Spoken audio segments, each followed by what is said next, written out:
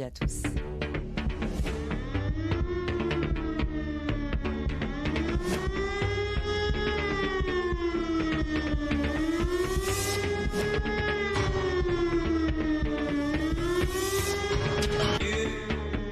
Christophe sur France Maghreb 2.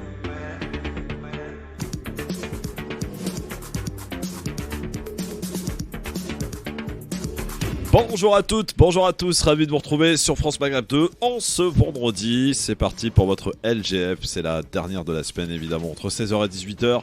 Comme chaque jour, on est là pour vous accompagner, débattre, échanger, en se prenant pas trop au sérieux, parce que sinon après on va finir par y croire.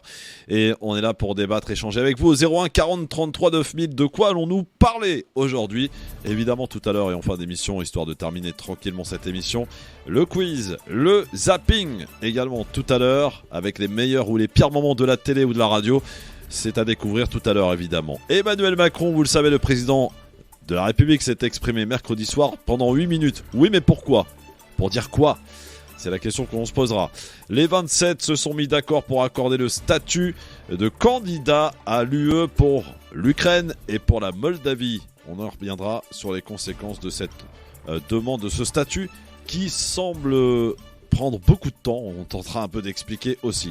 Et puis on fera un petit tour par cette belle Tunisie qui va voter à travers un référendum le 25 juillet prochain, la nouvelle constitution. On y apprend quelques articles qui fuitent dans la presse, et notamment le fait que l'islam ne sera plus, dans cette nouvelle constitution soumise au peuple, une religion d'État. On se posera là aussi, on en reparle dans un instant, on en débat, et j'aimerais bien aussi avoir vos avis, amis auditeurs, auditrices, tunisiens, mais pas que, mais en particulier quand même, ça vous concerne. 01 40 33 9000, c'est parti pour le LGF. Le Grand Forum, Christophe Roux, sur France Maghreb 2. Le Grand Forum. Il est là, bien à l'heure, fidèle au poste, le vendredi. Tarek Mami, bonjour. Bonjour Christophe, bonjour à toutes, bonjour à tous, et même quelques minutes à l'avance. Oui, c'est vrai, quasiment une heure même. Hein, non, il faut le dire, Disons pas tout, mais bon, quelques minutes à l'avance. Alors, je tiens à rassurer nos amis auditeurs concernant Farid Tamsamani, que vous avez l'habitude de retrouver le vendredi. Il m'a dit un truc aujourd'hui, il m'a dit, vous allez voir, je vais te surprendre, je serai même en avance. Le chien annonce Emmanuel Dupuis. C'est ça, oh, bah lui il est à l'heure. Mais alors Farid Tamsamani qui me dit, t'inquiète pas, je vais te surprendre, je vais même être à l'heure. Bon, je pense qu'il connaît encore pas l'émission en fait, l'horaire de l'émission, c'est peut-être le problème. C'est ça. Monsieur Emmanuel Dupuis rentre à l'instant dans les studios. Monsieur Dupuis, comment ça va? Ça va bien. Bon, avec un bouquin à la main. Avec un bouquin de mes chercheurs sur Habib Bourguiba, puisqu'on va parler de constitution. Ah, c'est bien tunisienne. ça. Ah, je vois que monsieur bosse ses émissions. Je promets aussi mes chercheurs. Ah bah c'est bien. Je conseille la lecture donc de Habib Bourguiba, parution Institut du monde arabe, oui. sous la collection Kin Faisal. J'en parlerai tout à l'heure. Kim Faisal. Très bien. Emmanuel Dupuis, président de l'IPS. Ah, King Faisal. Faisal, oui. Le roi d'Arabie Saoudite. Ah oui. Je me disais aussi. Ah bah oui. Je me disais. C'est l'Institut du monde arabe quand même. Bon, Donc, c'est bah, pas messieurs, l'Institut de puisque l'Arabie, vous ça êtes va. là tous les deux, on va commencer tout de suite. Alors, effectivement, on va parler de Tunisie et on va en parler même maintenant de la Tunisie qui, vous le savez, on connaît la date depuis un petit moment d'ailleurs, hein, que 25 ce juillet. référendum du 25 juillet, le président Kais Saïed propose une nouvelle constitution qu'il va soumettre au peuple tunisien qui va ou non la choisir, et on en connaît quelques extraits de cette nouvelle constitution, et notamment un des faits importants, en tout cas qui fait réagir et qui crée le débat, y compris d'ailleurs chez les constitutionnalistes tunisiens, sur le fait que l'islam ne sera plus religion d'État dans cette nouvelle constitution, si toutefois elle est adoptée et choisie par le peuple tunisien. Ça fait réagir pourquoi, Tarek? Alors, en fait, on va les faire simple. La constitution tunisienne de 1958 a été écrite en langue arabe par donc les constitutionnalistes et le président Bourguiba. Et la tournure de la phrase a toujours prêté à confusion. Est-ce que la religion musulmane est la religion du peuple tunisien, ou est-ce qu'elle est la religion de la Tunisie, ou est-ce qu'elle est la religion de l'État tunisien? Donc c'est un dossier qu'on a enterré, que Bourguiba a enterré parce qu'il avait d'autres problèmes à régler, mais il a mis le mot islam. Et en 2014, quand Nahda et le parti islamiste voulaient réécrire déjà la constitution, on lui a conseillé de ne pas toucher à la constitution de Bourguiba, de faire quelques ajouts, quelques modifications, j'allais dire presque à l'américaine. Ils ont voulu tout réécrire et ils ont promis, eux, de réécrire cet article, cher Christophe, en disant que la Tunisie est un pays musulman dont toutes les lois doivent correspondre et être conformes à la jurisprudence islamique. Donc, ils voulaient faire carrément un État religieux musulman. Et il y a eu une très forte résistance. Et donc, Nahda a reculé.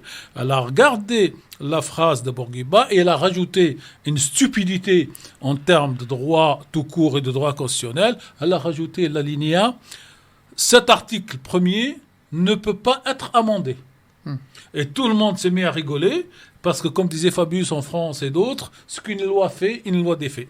Ouais. Et on y est. Donc, elle va être défaite. Mais Tarek, enfin, elle va être défaite si le peuple décide, hein, bien sûr. Ça, c'est sur la forme. Maintenant, je viens sur le fond. Cette question, l'État, l'islam, est un sujet en débat depuis un siècle. En gros, depuis la colonisation de la France, par la France en 1881, la question s'est posée pour résister à la colonisation. Est-ce qu'on doit avoir une résistance nationale, citoyenne, à l'époque c'était pas républicaine, ou est-ce qu'on doit résister au nom de la religion? Et l'ambiguïté s'est installée et les muftis ont utilisé la religion pour faire de la résistance. Et en 1934, il y a eu un grand débat. Et puis aujourd'hui, on va voir si les gens vont adopter cette constitution ou pas. L'avantage pour M. Saïd, cher Christophe, il faut le dire clairement, c'est que la Tunisie n'est pas comme dans certains pays où s'il n'y a pas X pourcentage de participation, c'est considéré comme rejeté. D'accord. Donc demain, s'il y a 10% qui votent, c'est adopté. Ça poserait beaucoup de problèmes en France. Alors, il y a beaucoup de questions par rapport à cela, mais... peut-être que Tarek, tu reviendras là-dessus tout à l'heure, mais Emmanuel, franchement, il y a beaucoup de gens qui disent mais c'est limite une insulte à l'identité tunisienne que de toucher à cet article. Non. Non, mais c'est ce que j'entends. Moi, je répète. Et la question ultime, et vraiment celle-ci, elle est légitime. Est-ce que c'est vraiment le réel problème qu'a la Tunisie en ce moment, à de savoir si l'islam est la religion d'État ou pas? Je pense qu'elle a bien d'autres problèmes. Éventuellement, Emmanuel, non?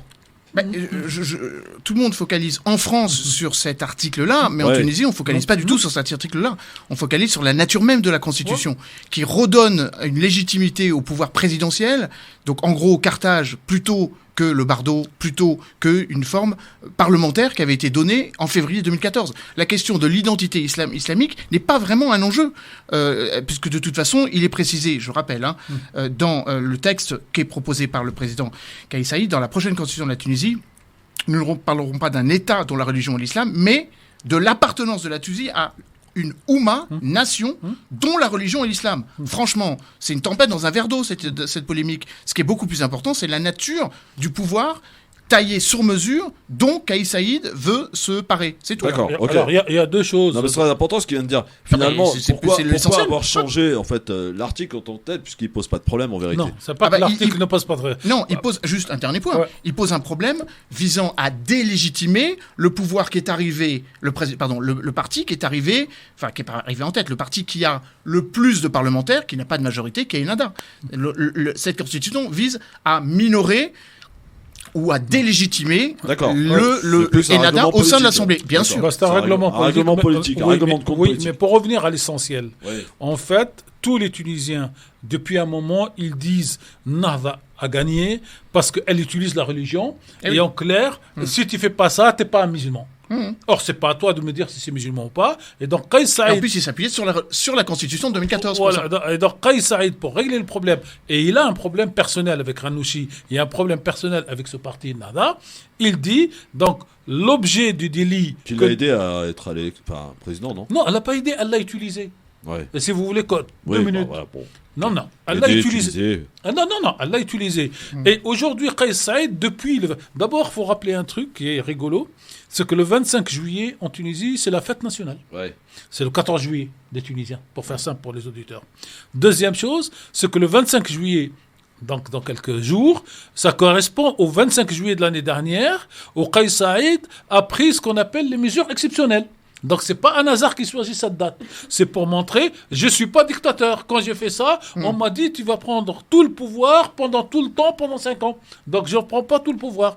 Troisième chose, la question de la religion aujourd'hui en Tunisie, elle ne pose plus de problème dans le sens que la gestion politique, économique et sociale de Nahda a fait dégoûter beaucoup de Tunisiens de la religion, tout simplement. Et quand on fait dégoûter les gens de la religion, ils deviennent non pas en fait anti-religieux, mais anti-Nahda, parce que Nahda incarne la religion musulmane. Voilà un petit peu... Donc si je comprends bien vos remarques à tous les deux, finalement cet article que je soumets aujourd'hui en débat, c'est pas celui-ci qui pose réellement problème, mais c'est surtout l'hyper-présidentialité que propose et offre cette nouvelle constitution qui va être soumise au peuple tunisien le 25 juillet. Alors cette constitution elle va amener 3 éléments qui sont essentiels.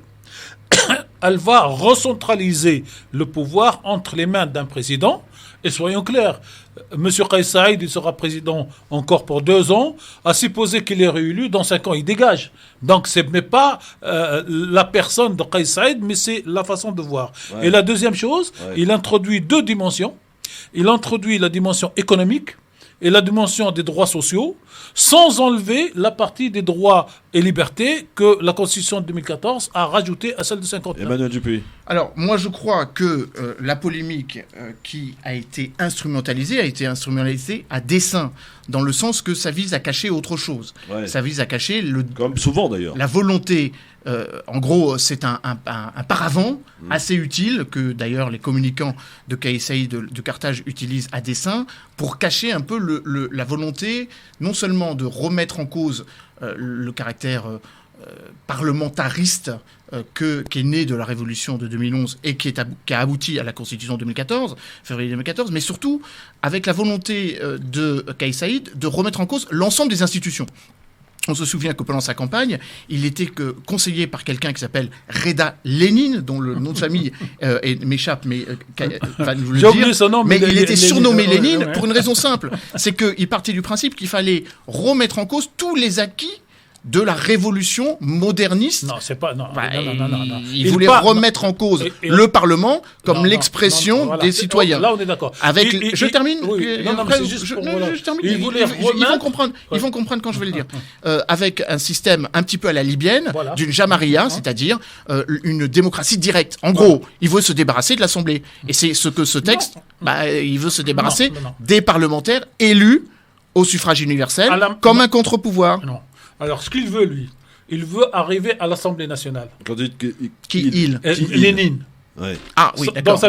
Dans sa vision, il ne faut pas qu'on arrive à l'Assemblée nationale par un scrutin direct du peuple. C'est je crois que c'est ce que j'ai dit. Par contre, le peuple va élire l'Assemblée régionale de chaque quartier. Oui. De chaque village, de chaque ville, et on monte. Donc c'est ça la libyenne. Et donc il est pour l'élection... Démocratie citoyenne. Démocratie directe. Il est pour que l'élu... Donc vous êtes d'accord avec ce que vient de dire Emmanuel? Non, en précisant... je crois que oui. Non, attendez. C'est pour ça que j'ai dit mal. Vous répétez ce qu'il a dit, et après vous dites non. Alors, je veux préciser. Oui. En France, on a une Assemblée nationale, et on a un Sénat. Oui. Et le système proposé par M. Lénine, c'est le Sénat. Ouais. Sauf que sauf que les représentants ne seront pas des élus. Si. Mais non, ils ne sont pas des élus déjà élus. C'est en gros une assemblée citoyenne. Non, c'est plutôt le projet d'Emmanuel Macron d'une grande assemblée constituante citoyenne. C'est plutôt une assemblée constituante en fait qu'il veut. Oui, mais alors. On ne va pas passer beaucoup de temps. Je vais revenir sur les mots, mais en 2 mots, in fine, il veut que au niveau du quartier de Belleville, il y ait 10 personnes qui représentent. Oui. Mais sur quelle base légitimement? 5 sont élus par les habitants du quartier et 5 sont désignés par les personnalités du quartier. Donc c'est pas des élus, c'est pas Non, des maires, c'est moi pas, qui- c'est pas des moi qui- élus, Ouais, des c'est collectivités personnes locales. désignées par C'est les le- personnes voilà. désignées. Ouais. C'est ce que veut faire, c'est ce que veut faire Emmanuel Macron À 50%. quand il veut lancer son idée du tirage au sort de Voilà. l'Assemblée des citoyens, quand il veut légiférer autrement que par le Parlement. Voilà. Ah, Mais sauf qu'on. Et puis accessoirement, Kais Saïd, il veut surtout légiférer par ordonnance. Donc lui, le 49.3, ça lui va très très bien. Dans un instant, Tarek Pami, la question va être posée clairement et j'aimerais bien avoir des amis tunisiens là. C'est vrai qu'ils ont du mal à s'exprimer, j'ai remarqué les Tunisiens Bah, ici. et ils là, ont du vous en mal à avez un qui s'exprimer. vient s'exprimer. Non, non, Bah, mais les auditeurs. Et je m'exprime pas en tant que Oui, Tunisien. non, oui, Qu'on soit clair. Oui, mais Oui, vous l'êtes aussi un peu. Hein. Vous êtes Je- plus légitime. Non, Enfin, je le suis à 100%. Voilà. Mais quand je m'exprime pas comme Tunisien. Je m'exprime comme analyste. C'est pas la même chose. D'accord. Bah avec Non, mais il votre faudrait avoir des sensibilité auditeurs de. tunisienne. Non, mais il faut avoir des auditeurs de Tunisie. Voilà. Christophe. Et à qui C'est vrai. ils vont dire on est avec Kais ou On on est est contre Kais, Ah oui, mais alors- sans rentrer dans le détail alors, du débat qu'on est en train de faire. Dernier point pour compléter le propos. Je crois que le président Kais Saïd a obtenu ce qu'il veut. C'est qu'il veut une politique manichéenne. On est pour, on est contre lui. Ouais. Et c'est aussi simple que ça. Et si demain, C'est un là, peu comme on- Macron en fait. Cher Bah Christophe, oui. c'est pire. C'est ce qu'on appelle le populisme. On va faire un simple. Là, on décide maintenant à 15h, à 16h, de faire une élection dimanche, celui-là ou le dimanche suivant. Kais Saïd est élu en Tunisie à 70%. Oh oui, Oui, je sais pas. Non, mais je vous le dis. Ouais, bah. Et c'est ça qui est dramatique. C'est-à-dire qu'on n'est pas dans le débat. Bah, on il est sur la personne. Il faut dire peut-être pour les auditeurs que Pourquoi la vie, oui déjà, mais que la vie politique tunisienne est encore plus complexe que la vie politique française. C'est qu'il y a à peu près, à mon époque, alors la dernière fois que je suis allé en Tunisie, il y a 3-4 ans, il y avait 250 partis politiques et qu'il y a des partis politiques qui n'ont pas de représentativité. Il y en a encore 6 là qui viennent d'être créés Oui, la bah, semaine dernière. ouais, donc ça fait 256. Allez, allons-y. Et que, accessoirement, on a un Parlement, une Assemblée populaire, une Assemblée nationale populaire, dans lequel vous avez des représentants de plusieurs partis politiques, mais qui n'ont même pas de légitimité autre que d'avoir un député à l'Assemblée nationale. Enfin, ou à l'Assemblée nationale. Bon, les amis, on y revient dans un instant. Et si vous êtes tunisien, j'aimerais bien aussi avoir votre ressenti sur cette nouvelle constitution. Est-ce que vous semblez... est-ce qu'elle va être adoptée, cette constitution, au vu de ce que l'on entend, de ce que dit le peuple, comment il appréhende cette nouvelle constitution, de ces changements, de l'hyper-présidentialisation qui est proposée au travers de cette constitution? Eh bien, on en reparle avec vous au 01 40 33 9000. À tout de suite. On attend toujours Farid Tamsamani. Ah, bah, il est là. Farid Tamsamani. On m'avait dit, tu vas voir, je vais te surprendre, je serai à l'heure. Même avant l'heure. 16h20. C'est vrai qu'il fait mieux que la semaine dernière. C'est déjà un bon début. À tout de suite. Le LGF, et on a une équipe au complet à 16h25, c'est magnifique, c'est vendredi, merci d'être avec nous. Tarek Pami, journaliste, Emmanuel Dupuis, président de l'IPS, et Farid Tamsamani. Comment ça va mon Farid? Salut Christophe, salut à tous, ça va et toi? T'as fait des progrès par rapport à la semaine dernière? Pendant 24 minutes. Exactement. J'ai envie de dire, mon cher Farid, que l'émission va se terminer aux alentours de fin juillet. Je pense que fin juillet, tu seras à l'heure. Alors, je Ah sais bah, pas forcément tout- là, parce que fin juillet, je serai pas là. Ah bon? Non, mais toi, toutes les semaines, il grignote 5 minutes de présence sur C'est la ça. semaine d'avant. Ouais, peut-être que d'ici la fin d'année civile. Ah oui, carrément. Ah ouais, tu places le curseur vachement loin, toi. Non, j'ai pas mal de défauts, dont celui-ci de jamais être à l'heure. Bon, alors mon cher Farid, on parle depuis 16h avec Emmanuel et avec Bah, à Tarek. part- sauf pour les avions quand vous partez à l'étranger faire des affaires. Ah, mais il y a encore. Tiens, Ça m'arrive justement, souvent puisque de vous louper parlez des d'avions, Non, mais les avions l'attendent, voyons, c'est Ouais. des avions privés. Puisque- Alors, Puisque j'aimerais vous, bien. puisque vous parlez d'avion, il y a des soucis pour ceux qui vont emprunter les lignes Ryanair. Ah bon, Sachez-le, pourquoi ouais, grève. Ah, que pour Bah oui. Ryanair. Que Ryanair. c'est en ce moment ou Oui, tout oui, ce l'été? week-end là. Ah, Alors, ok. si je peux en rajouter, Ouais. il est prévu cet été aussi, à partir du 15 juillet, une grève de l'ensemble du personnel des compagnies aériennes qui se plaignent que le gouvernement ne les aide plus Ah, suffisamment. je vois qu'il y en a qui font des grimaces là, ils ont peur là. Ah ouais, Bah, ça, prendre ça- l'avion cet été, ça va être compliqué. Oui. Ah ouais Mm. Bon, bah, Ah, tranquille. zut. Et moi Euh, qui comptais partir à Tunis pour couvrir le référendum. C'est quand le 25 référendum juillet- 25 27 juillet. ju- Ah oui. Bon, de toute façon, Tunisair arrive, ils annulent de toute façon. Mais ils finissent toujours par arriver. Mais ils arrivent par arriver. Farid Tamsamani, on parle depuis tout à l'heure donc de cette nouvelle constitution qui va être proposée au peuple Ah. tunisien le 25 juillet. Oui. Et notamment sur le fameux article qui fait débat, alors d'après Emmanuel et Tarek en France uniquement mais pas en Tunisie, sur le fait que l'islam ne sera plus la religion d'État dans cette nouvelle constitution. Farid. Alors, l'État ne sera plus, j'allais dire, c'est très compliqué en arabe. En fait, c'est din ou l'islam, daoula, donc l'État, dans la religion et l'islam. Donc, est-ce Est-ce que l'État doit avoir une religion? Voilà, c'est ça. En clair, c'est ça. Voilà. Non, mais je pense. Alors, C'est vrai que tu as pointé un truc très intéressant, Christophe, c'est qu'en fait, on le regarde souvent avec des yeux occidentaux. C'est-à-dire cette notion de religion d'État. Or, à mon avis, effectivement, il faut le voir différemment. Moi, je suis traditionnellement favorable à ce que l'État n'ait pas de religion. La réalité des pays est tout autre. En France, c'est un long process des Lumières, etc., qui a abouti à la Révolution française pour la séparation. Ces pays-là sont historiquement, pour l'instant, mais peut-être que la Tunisie est en train de... Alors, la Tunisie n'est pas la première. Hein. Je rappelle que l'après-indépendance, notamment de certains pays, je pense que l'Algérie, par exemple, avait essayé de tenter le régime, quand elle a opté pour le régime socialiste notamment, essayer justement de distinguer l'État de la religion. Ça n'a pas fonctionné. La nature civile de l'État. Exactement, la nature civile de l'État. Donc ça n'a pas fonctionné pour l'Algérie et pour d'autres, pour une raison très simple, c'est que les politiques se sont très vite, ont très vite compris le pouvoir que la manipulation religieuse pouvait avoir. L'avantage, effectivement. Par contre, il y a un pays qui l'a fait à une époque, c'est la Syrie. La Syrie l'a tenté, cette dissociation. Elle l'a tenté, exactement. Ouais. Moi, j'y suis favorable à la condition que... Alors, il faudrait que je vois... il n'a pas fini. Non, c'est sur la question, parce que c'est très important. Parce que peut-être qu'au Oman, mais il faudra qu'on regarde de plus près. Je sais pas, parce que pas. Dans le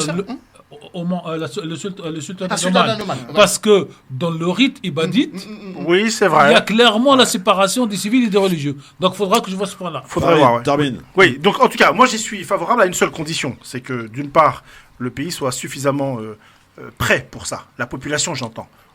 Objectivement parlant, je suis absolument pas spécialiste ni de près ni de loin de la population de la Tunisie. Je trouve ça je distingue deux choses. Je distingue le coup politique du président actuel. C'est un coup politique, on est d'accord. C'est un coup politique. Et c'est surtout un règlement de compte politique. Ouais, c'est surtout exactement. Ça. C'est surtout ça. C'est le coup politique, c'est parce que la population en tant que telle, sincèrement, c'est pas vraiment ce qui lui pose problème aujourd'hui. Je suis d'accord. Par rapport à la Tunisie, c'est pas le problème principal et numéro 1 qu'elle a aujourd'hui. C'est pour ça que je vous dis, c'est pour ça que je n'ai pas terminé, je dis si la population est prête et si le contexte, pour moi, économique, intellectuel, le permet. Je suis pas, comme tu le dis Christophe, je suis pas certain qu'aujourd'hui la préoccupation des Tunisiens c'est de savoir si l'État est religieux ou pas religieux. Objectivement, ils s'en foutent un peu. Si l'État a une religion ou pas. Voilà, parce qu'en fait dans les faits, il y a quand même une différence. Je suis pas sûr que la Tunisie soit prête d'ailleurs à modifier l'ensemble de son corpus intellectuel pour se séparer d'une certaine manière de la religion islamique d'un point de vue étatique. Je pense par exemple à un exemple sur les lois de la famille, sur les lois de l'héritage, ces choses-là. Il ne reste en Tunisie qu'un seul problème, qu'une seule question qui lie encore à la tradition musulmane ou à la religion musulmane, c'est la question de l'héritage pour les femmes, dans le cas où c'est deux parts pour une part. C'est la seule chose. Tout le reste a été rompu en 56. Même d'un point de vue du culte, par exemple, est-ce que le culte est contrôlé encore ? Oui. Parce que quand on dit séparation... Non, mais il est contrôlé parce que quand Nahda est arrivée et qu'elle a explosé, le drame qui s'en est suivi explique à tout le monde que mieux vaut qu'il soit contrôlé par l'État que en liberté. C'est discutable. C'est discutable, mais... Donc en fait, ça a quand même des conséquences techniques, en réalité, beaucoup plus importantes. Je pense que les Tunisiens ont d'autres choses à faire. Le problème numéro 1 en Tunisie, il est économique. Alors, je pense. Dans la Constitution, un autre élément. Le président essaye de glisser le volet économique et il dit, moi, le débat, c'est pas l'islam. Le débat, quelle est la place d'économie libérale dans ce pays qui permet... Je pense que ça, c'est pas une question de constitution. Les fondamentaux économiques, c'est l'action. C'est mais pas... il veut les rentrer dans la constitution. Oui et non, parce que... prendre la parole. Oui et non, parce que le FMI est très exigeant sur un certain nombre de prérequis. Oui, c'est vrai. Celui-ci en fait partie. En gros, libéralisation du pays, c'est-à-dire une saignée en termes de services publics. Mais est-ce que c'est nécessaire de l'inscrire dans la constitution ? C'est pas nécessaire, mais c'est un gage. Oui, mais parce que ce gage, tu peux le donner. C'est intéressant ce que dit Emmanuel. C'est un gage vis-à-vis des gens extérieurs. Ça me choque pas, ça. Non, c'est pas un gage vis-à-vis du FMI, des Américains et compagnie. C'est un gage de détournement d'attention de la bataille. Oui, alors attends, juste, on peut argumenter là-dessus évidemment, mais moi ce que je voudrais quand même livrer à la sagacité des auditeurs, c'est quand même une réalité. Ah, j'aime bien le mot sagacité. Qui est celle de la société tunisienne. C'était la chanson d'Éric Noir. Là, j'ai sous les yeux le dernier sondage de l'Arab Barometer. Ah, très bien. Concernant le poids de la religion dans les affaires publiques et la manière dont les peuples considèrent le rôle que doit avoir la religion. Alors Oui. c'est très intéressant parce que je vous livre les chiffres des 18-29 ans. En la comparaison post-printemps arabe, 2011, et aujourd'hui. Mhm. Se déclarer comme non religieux, Ouais. 16% de la population en 2011. Se déclare aujourd'hui non religieux, 50% de la population tunisienne. Ah oui. Donc il y a une forme de moindre impact de Donc de le l'agenda travail religieux. Nada a été tout le contraire de ce qui avait été Et oui, fait. mais on est d'accord. je rappelle que Nada a perdu les 2 tiers de ses, Ouais, de ses non, mais parlementaires d'accord, aussi. mais c'est très Et intéressant. que ce que l'on De ses électeurs, beaucoup de plus ses que électeurs, pardon, de ses électeurs et de facto de ses élus, logiquement. Et donc, en fait, il ne faut pas se tromper de combat. Hein. Il y a une forme de laïcisation, de sécularisation, une forme de moindre impact de l'islam politique, alors que nous, on n'a pas en fait fait la jonction où on pense que la Tunisie est encore la Tunisie 2011. Non, Ouais, la Tunisie a radicalement changé. Donc les laïcistes ont pris le pouvoir en fait. Non. Non, c'est C'est pas pas le vrai. laïcisme, C'est pas laïciste. c'est un moindre. C'est les jugements foutistes qui ont Oui, pris le pouvoir. et puis tout simplement une forme Enfin, le chiffre est d'impact marrant, quand même, de ce que négatif vient de dire Emmanuel. Et- 16% en 2011, 50% en 2022. pour les 18-29 Excusez-moi, pour les 18-29 ans. Hein. Mais c'est- moi, Mais c'est un rejet de Nada. C'est un rejet des Nada, C'est oui. pas le sentiment. un Mais rejet. Nada n'est pas la religion. Non, elle Oui, représente mais elle l'a la Tunisie. incarné. Elle l'a incarné. Donc c'est un C'est la rejet. vision de l'Alberta qui est rejetée, mais pas la religion. Alors moi, une petite Ouais. nuance quand même. Oui. Avant 2011. Avant 2011. Ouais. Nada qui était interdit Oui. en Tunisie, et c'est pas pour autant que les Tunisiens n'étaient pas musulmans, par exemple. On est d'accord. Il y a toujours eu, Ouais. en réalité, en C'est Tunisie. pas un rejet de la religion, c'est un rejet du poids Oui, de la mais- religion Voilà. dans la sphère publique. Pareil, si je Dans peux la me sphère permettre, publique, oui. si je dis pas de bêtises, il y avait quand même un pouvoir qui était très regardant sur la pratique religieuse, notamment dans les mosquées. Bah, il instrumentalisait la religion Oui, Ben Ali et tous les à pays. sa manière. Voilà, d'accord, on Dans est les d'accord. pays musulmans, bien Voilà. sûr. Bien sûr. Non, mais je pense que. C'est ce qui a permis d'ailleurs d'éviter pas mal de peut terrorisme être- à son époque. Exactement, et on peut être complètement objectif, notamment, même s'il y a beaucoup de choses à dire sur la gouvernance de Bourguiba, le père de la nation par exemple, à son âme, sur cet aspect purement religieux, où clairement lui il était avant-gardiste Ouais. sur un certain nombre de choses. Alors, bien, pas bien, c'est autre chose, mais la réalité c'est qu'il avait déjà préparé, parce que ce pourcentage-là, qui est celui d'aujourd'hui de 2022, il n'est pas né d'il y a quelques mois, d'il y a quelques années. Non, C'est le fruit Le fruit, de voilà. génération. Ouais. De génération. Un demi-siècle. Exactement. Et ça, il faut bien le saisir. C'est pour ça que je ne suis pas étonné que la Tunisie soit la première, même si il faut quand même remettre les choses dans le contexte, le marasme économique, etc., et surtout le coup politique du président actuel. Je ne suis pas étonné que ça soit la Tunisie qui le porte. Encore faut-il réussir le reste. C'est ça la grosse difficulté. Et si la Tunisie aujourd'hui le porte, elle le porte beaucoup plus pour un problème de bataille idéologique entre Kais Saïd et le parti Nahda. C'est ça qui est malheureux. Non, mais je le dis, parce que pour moi, c'est ça l'analyse, que parce que c'est un mouvement de fond qui arrive à terme. Donc ça, c'est dangereux par contre. Oui, bien sûr. Ça, c'est dangereux parce que le retour de bâton peut être... Oui. Est-ce que Plus le violent peuple que- tunisien, est, au vu de cette nouvelle constitution, vous en connaissez, je crois, les grandeurs, Tarek, Emmanuel, Farid aussi peut-être. Non. Non, d'accord, très bien, on a l'honnêteté de le dire. Est-ce que vous pensez que cette constitution va être validée par le peuple tunisien si on connaît un tant soit peu, un peu le retour qu'on a sur le terrain? Alors, le problème ou le drame ou la situation fait qu'elle sera adoptée dans tous les cas parce qu'il n'y a pas un pourcentage de participation ou d'adoption pour que ça passe. On va dire... Il n'y a pas de quorum. Il n'y a pas de quorum. Donc, s'il y a 10% qui participent, qui sont tous les pros Kais Saïd, et que sur les 10%, il y a plus de 50% qui vont voter pour, ben, elle est adoptée. Si on dit pour que ça marche, comme dans certains pays, il faut qu'il y ait un minimum de 50% de participation, et dans les 50% de participation, 50% de vote pour, elle ne passera pas. Parce qu'il n'y aura pas 50% de participation. Il n'y a plus en Tunisie, à part 2011, 50% de participation. Ni en 2014, ni en 2019. Très bien. Donc elle va passer. Bon, Comme eh une bien, enveloppe à la poste. Alors avant de clore le sujet... oui, c'est ça, je t'as bien pense- compris, t'as Ouais, bien saisi. J'ai saisi, hein, je prends la balle au bon. Oui. Je saisis l'occasion de conseiller aux auditeurs Oui. la lecture d'une monographie de Habib Bourguiba. On a beaucoup parlé du caractère moderniste du père de la nation, du premier président de la Tunisie post-coloniale. Habib Bourguiba, écrit par un de mes chercheurs, Mohamed Larbi Hawat, dans la collection 101 livres. C'est le numéro 33. Il y a différentes monographies de personnalités du monde musulman. paru sous aux éditions Institut du monde arabe.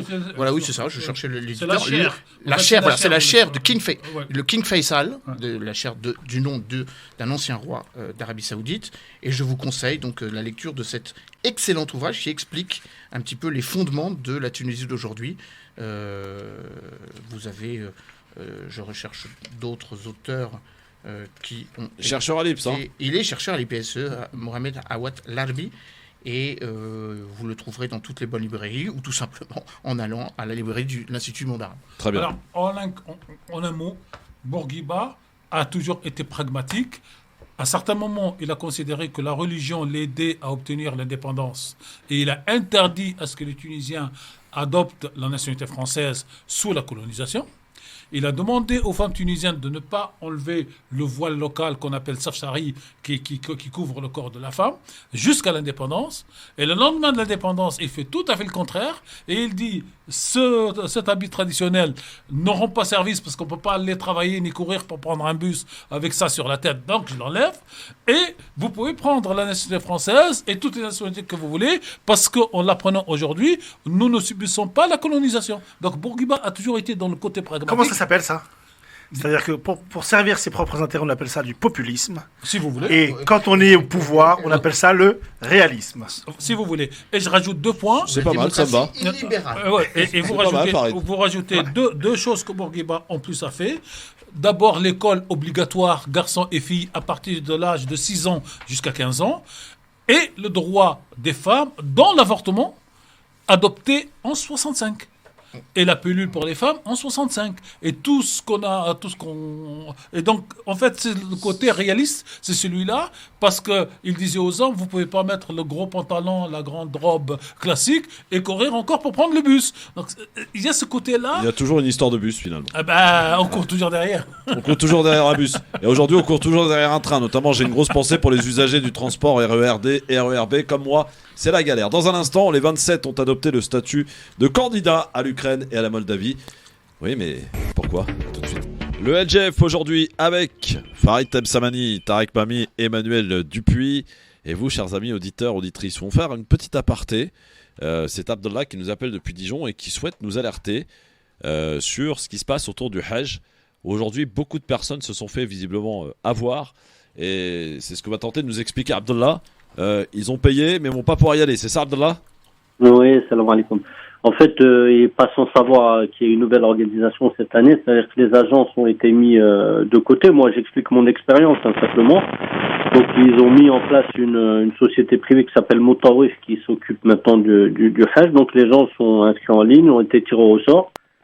Moi, j'ai été tiré au sort, donc il a fallu payer 14 000 euros en ligne. Il y avait des forfaits à 11 000 euros par personne, donc qui faisaient 22 000 euros pour 2 personnes. Nous, on avait l'intention d'aller en couple, donc on a payé. Donc déjà, gros bug en fait pour payer. Certains ont essayé 200 fois avant que ce soit validé sur la plateforme. Nous, on a essayé 80 fois, puis après ça a été validé. Il fallait prendre 3 cartes bancaires. Bref. On a réussi donc le lundi, donc validé, etc. Ensuite, ils ont mis en place un numéro de téléphone. Il fallait appeler pour avoir des nouvelles. Numéro de téléphone 1h30 pour avoir quelqu'un. Puis j'ai demandé à la personne où est-ce qu'ils étaient. Ils sont en Égypte. Validé, oui. Et puis la réservation, elle était échouée. Donc paiement validé, réservation échouée. Donc on me dit non, c'est un problème technique, etc. Donc il s'avère que ils nous ont fait attendre pendant des jours et des jours. Et finalement, en fait, donc aujourd'hui, ils nous disent j'appelle au bout d'une heure et demie, on dit en fait tous ceux qui ont la réservation échouée n'auront pas de place pour le Hajj, n'iront pas cette année. Voilà. Donc ça s'avère que moi je suis prof, donc c'était la dernière année parce qu'après les autres années ça repousse à des calendriers grecs. Mais en fait, voilà une organisation où le Hajj était extrêmement cher, où l'organisation était mal préparée, où on nous a menés en bateau et finalement à la fin pour nous dire vous n'irez pas. Donc franchement j'ai pas de mots. Et tous ceux qui ont leur réservation échouée et qui sont de France se verront le Hajj annulé. Donc ils ont payé, etc. Ouais. Ils nous ont dit qu'ils allaient nous rembourser. Si vous permettez, question. Ouais. Allô ? Oui, on vous écoute. Oui. Est-ce que l'argent a été versé remboursé ou est-ce que vous n'êtes pas arrivé jusqu'à l'étape pour payer les 8 000 ou les 10 000 euros? Non, j'ai réussi. Malgré tout, j'ai réussi à payer. Donc, ça a été retiré. Donc, 14 000 euros retirés de mon compte. Et est-ce qu'ils ont été remboursés une fois qu'on a dit Non, pas pour le moment. Là, ils m'ont appelé, ils m'ont dit entre 7 et 21 jours, vous allez le rembourser. En fait, j'espère être remboursé dans tous les cas. Après, il y a des frais. Hein. Moi, j'ai payé 11 000 euros avec une carte bancaire, donc il y a des frais de 300 euros. Donc, j'ai des amis qui m'ont donné des cartes donc pour payer le reste, donc il y a eu des frais. Est-ce que les frais vont être remboursés? Mais j'espère. Non, a priori, non, ils seront pas remboursés, les frais. Hein. Je le dis direct, hein, malheureusement. S'ils vous remboursent déjà le capital. Ouais. Mais quand vous dites 11 000 euros, Abdallah, 11 000 euros, c'est pour une personne? 11 000 euros. Non, là, moi, en fait, il fallait. En fait, les cartes bancaires, en fait, il y a des maximum, c'était 12 000 euros. Donc, je te payais 11. Il y a des forfaits, effectivement, avec 11 000 euros par personne. Mais nous, on a choisi le 7 500 euros. C'était la version argent, c'était la moins chère. Pour deux personnes, donc 7 000 euros pour deux personnes. 14 000 euros pour deux personnes. Une personne, deux personnes. Oui, d'accord, très bien. Est-ce qu'on peut préciser Oui, pareil, précise quelque chose. Oui, non. En fait, pourquoi cette année il y a une nouvelle organisation? Il faut bien préciser le pourquoi du comment. C'est que pendant très longtemps, et notamment en France, particulièrement en France, les gens, à juste titre, se plaignaient justement. Je ne veux pas dire l'escroquerie, c'est pas vrai, parce que ce sont des métiers à part entière. Même, hein, les agences s'en sont mis plein les... Hein. Mais c'est pas l'escroquerie. Je mets le bémol parce qu'il y a des agences qui sont sérieuses et qui sont honnêtes, objectivement parlant. Pas beaucoup, hein.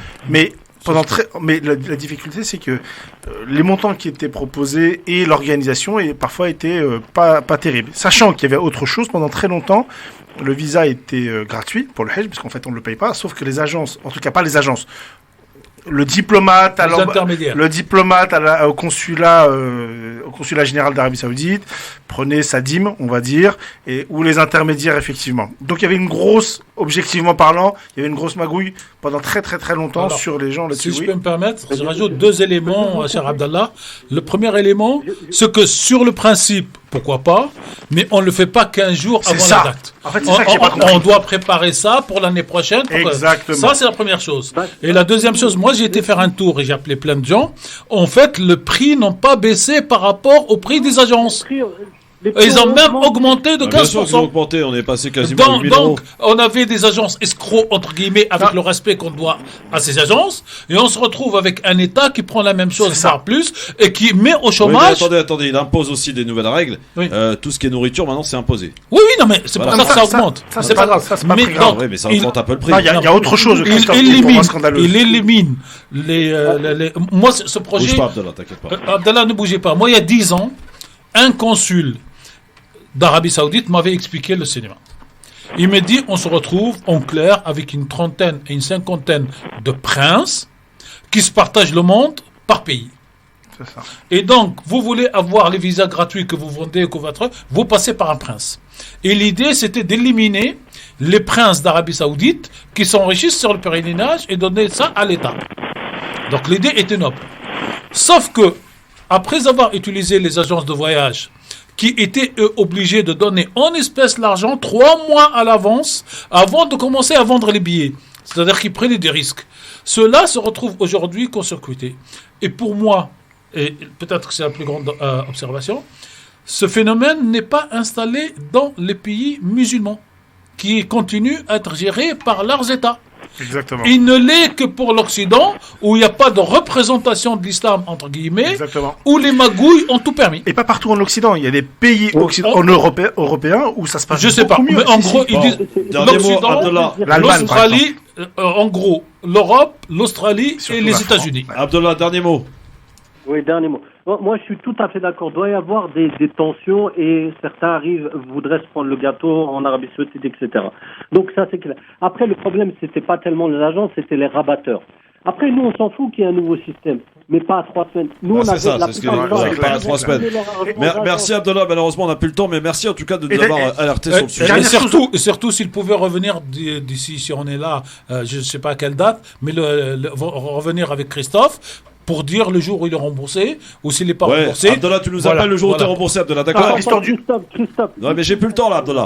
Il y a la pub qui arrive. Bouge pas, j'ai plus le temps, mon ami. Alors, ne quittez pas. À tout de suite.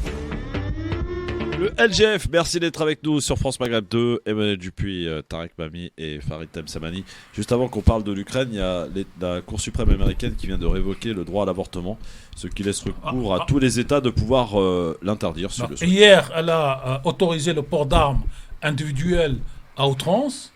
Bon, c'est comment dire, c'est Trump, c'est la vision Mais pas de du Trump. tout, c'est rien à voir avec Trump. Non, mais attends, non, c'est mais la ça a rien à vision voir. sociale de Mais Trump. pas du tout, pas sur les armes. Non, pas sur les armes. Comment ça? C'est pas. Il la- n'était pas au congrès de l'ANR, là? Mais Monsieur tous Trump? les présidents, Oui. ils y sont. Non. Mais bien sûr que Obama si. n'a pas été. Mais bien sûr, mais il a ses Non, représentants. oui. Sur l'armement aux États-Unis, ça Là, n'est je pas parlais le de l'avortement, je parlais Non, pas de non, l'avortement. l'avortement, moi, hein. Non, L'avortement. alors du coup, moi je distingue quand même. C'est pas tout à fait L'avortement, la même chose, mais exactement. Tu vas voir la parole L'avortement, après. Ouais. l'avortement, je veux bien. L'avortement, c'est vrai, c'est une vision trumpiste. Ouais, voilà. En tout cas, Et ça vient de tomber, hein. Ouais. ça, je suis complètement d'accord. Sur l'armement, c'est pas du tout. Ouais. L'armement, c'est une philosophie qui remonte à la lutte d'indépendance. Tout à fait, oui, c'est face le- aux Britanniques. C'est Il le n'y avait ni deuxième. Trump, ni rien du tout. C'est le deuxième amendement. Et c'est ce que je disais, je sais plus à qui je disais ça. En fait, nous, si on a des yeux d'Européens, on peut pas comprendre ce qui se passe aux Oui, bien États-Unis. sûr. Plus il va y avoir des tueries de masse et des bêtises comme Plus ça, ça va renforcer plus, les armes. plus l'argument pour les éviter, Se défendre. c'est de s'armer. Ce qui pour nous est complètement impossible à raisonner. Monsieur Dupuis.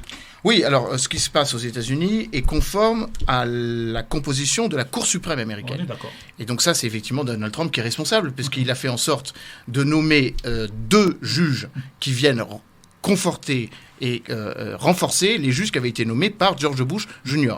Donc il y a une majorité de 6 juges sur 9 juges, et la nomination de la nouvelle juge par le président Biden, il changera pas grand-chose, puisqu'il y aura toujours une majorité. Donc ça, c'est un premier point.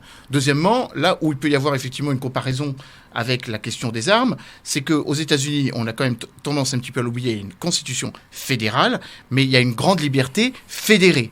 Et donc chaque État fait comme il le souhaite. C'est ça. Et la question de l'avortement est désormais livrée À chaque État. Voilà. Et or, force est de constater que si le président Biden a la majorité à la Chambre des représentants, il a une majorité très très très ténue au Congrès, tout simplement parce que beaucoup d'États sont encore républicains. On peut rajouter un point sur celui-là, cher Emmanuel, cher Farid et Christophe, c'est qu'avant, il y avait des États qui pouvaient prendre la décision donc, de limiter les armes ou l'avortement parce que la Cour suprême n'avait pas tranché d'une manière aussi nette.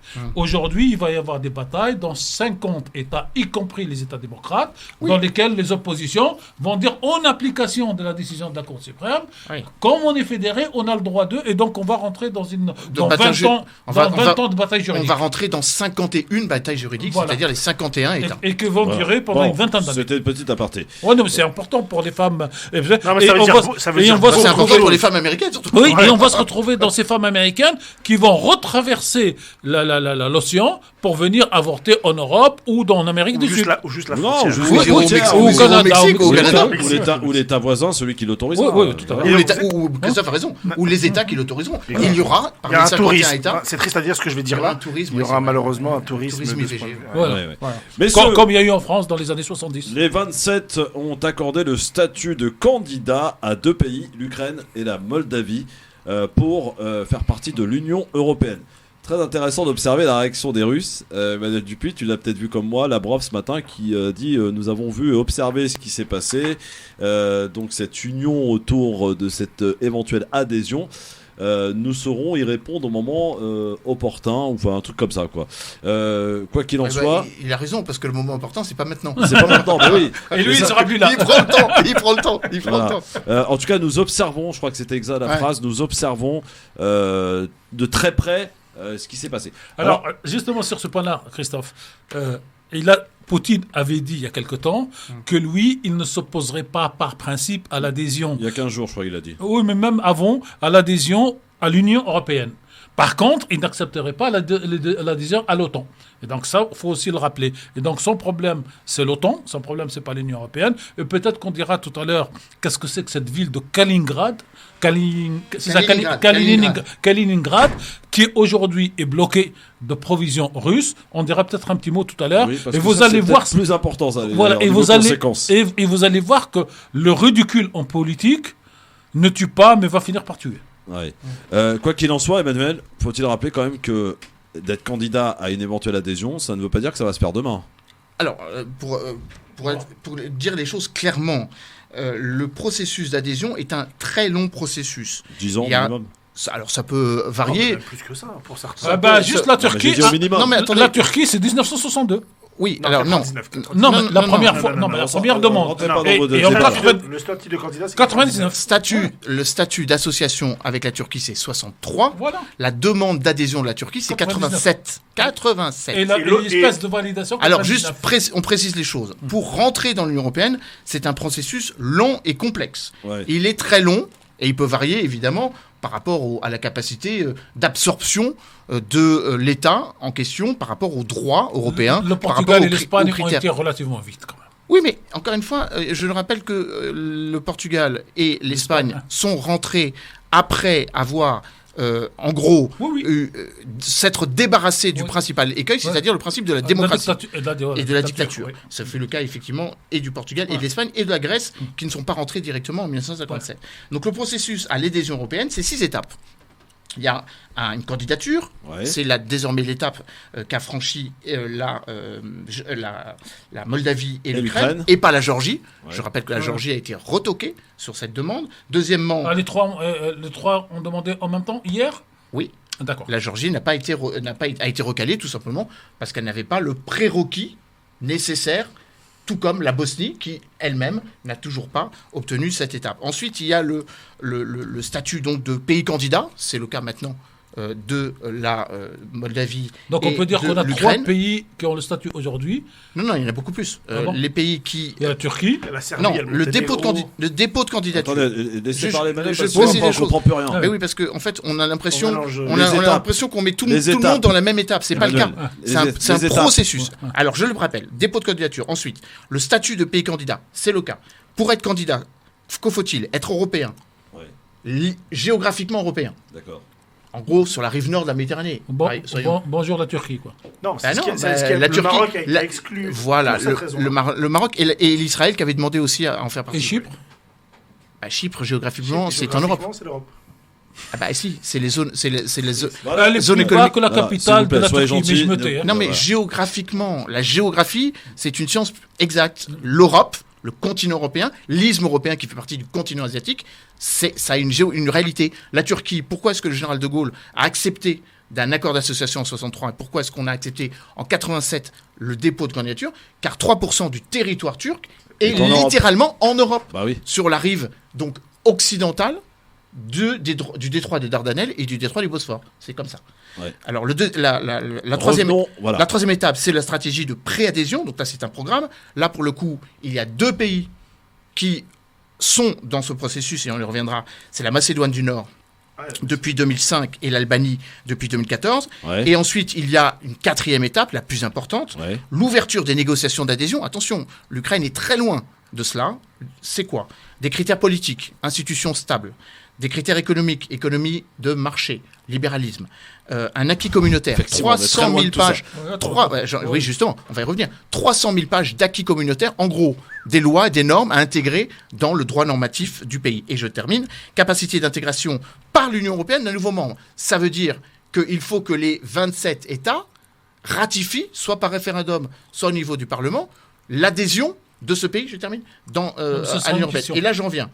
Donc, effectivement, la Turquie, depuis 87, le processus a été relancé en 99. Il est pour l'instant gelé. La Serbie, 2012, et le Monténégro, 2010. Voilà le Question. processus.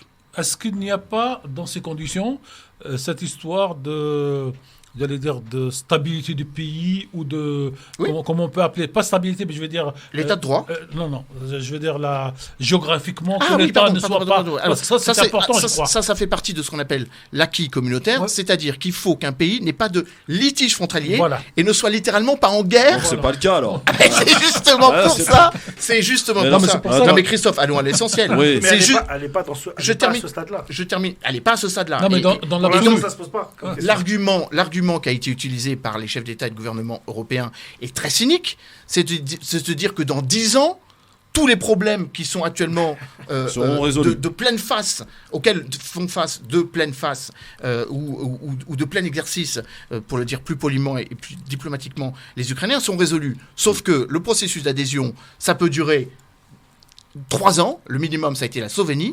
Ça peut durer 10 ans quand c'est complexe, ça peut être la Bulgarie. Mais ça peut durer 30 ou 40 ans. C'est le cas de la Turquie. Ouais. Donc, en gros, on a avancé symboliquement. Mais en termes Donc c'est un truc pour faire plaisir à Macron et Zelensky, quoi. c'est surtout pour faire plaisir à Maya Sandu et au président Zelensky, puisqu'on a refusé de ce même statut à la Géorgie. Ouais. Donc évidemment, il y a le 2 poids 2 mesures. Dernier point, mais je pense qu'on va y revenir. Grande stupeur et grande colère, à peine rentrée, de ceux qui patientent depuis maintenant une dizaine d'années, notamment l'Albanie, la Macédoine du Nord et la Serbie, qui ont refusé de faire une conférence de presse commune avec Emmanuel Macron en disant le 2 poids 2 mesures, ça suffit. Ouais. Nous, on est rentré dans le processus d'ouverture des chapitres. Pour faire simple, pour rentrer dans l'Union européenne, il faut accomplir 35 chapitres. Ouais. Normes phytosanitaires, respect du droit européen. Prise en compte de l'universalité des droits, la Convention d'Istanbul sur l'égalité hommes-femmes, l'interdiction du travail des enfants, que sais-je encore, le fait d'accepter soit une monnaie commune, si vous voulez faire partie de la zone euro, soit de mettre en commun, ce qui est encore une fois une obligation, votre agriculture, c'est ce qu'on appelle la politique agricole commune. Bref, un certain nombre de pays sont allés très loin dans les 35 chapitres. Par exemple, il y a 22 chapitres qui sont ouverts pour la Serbie.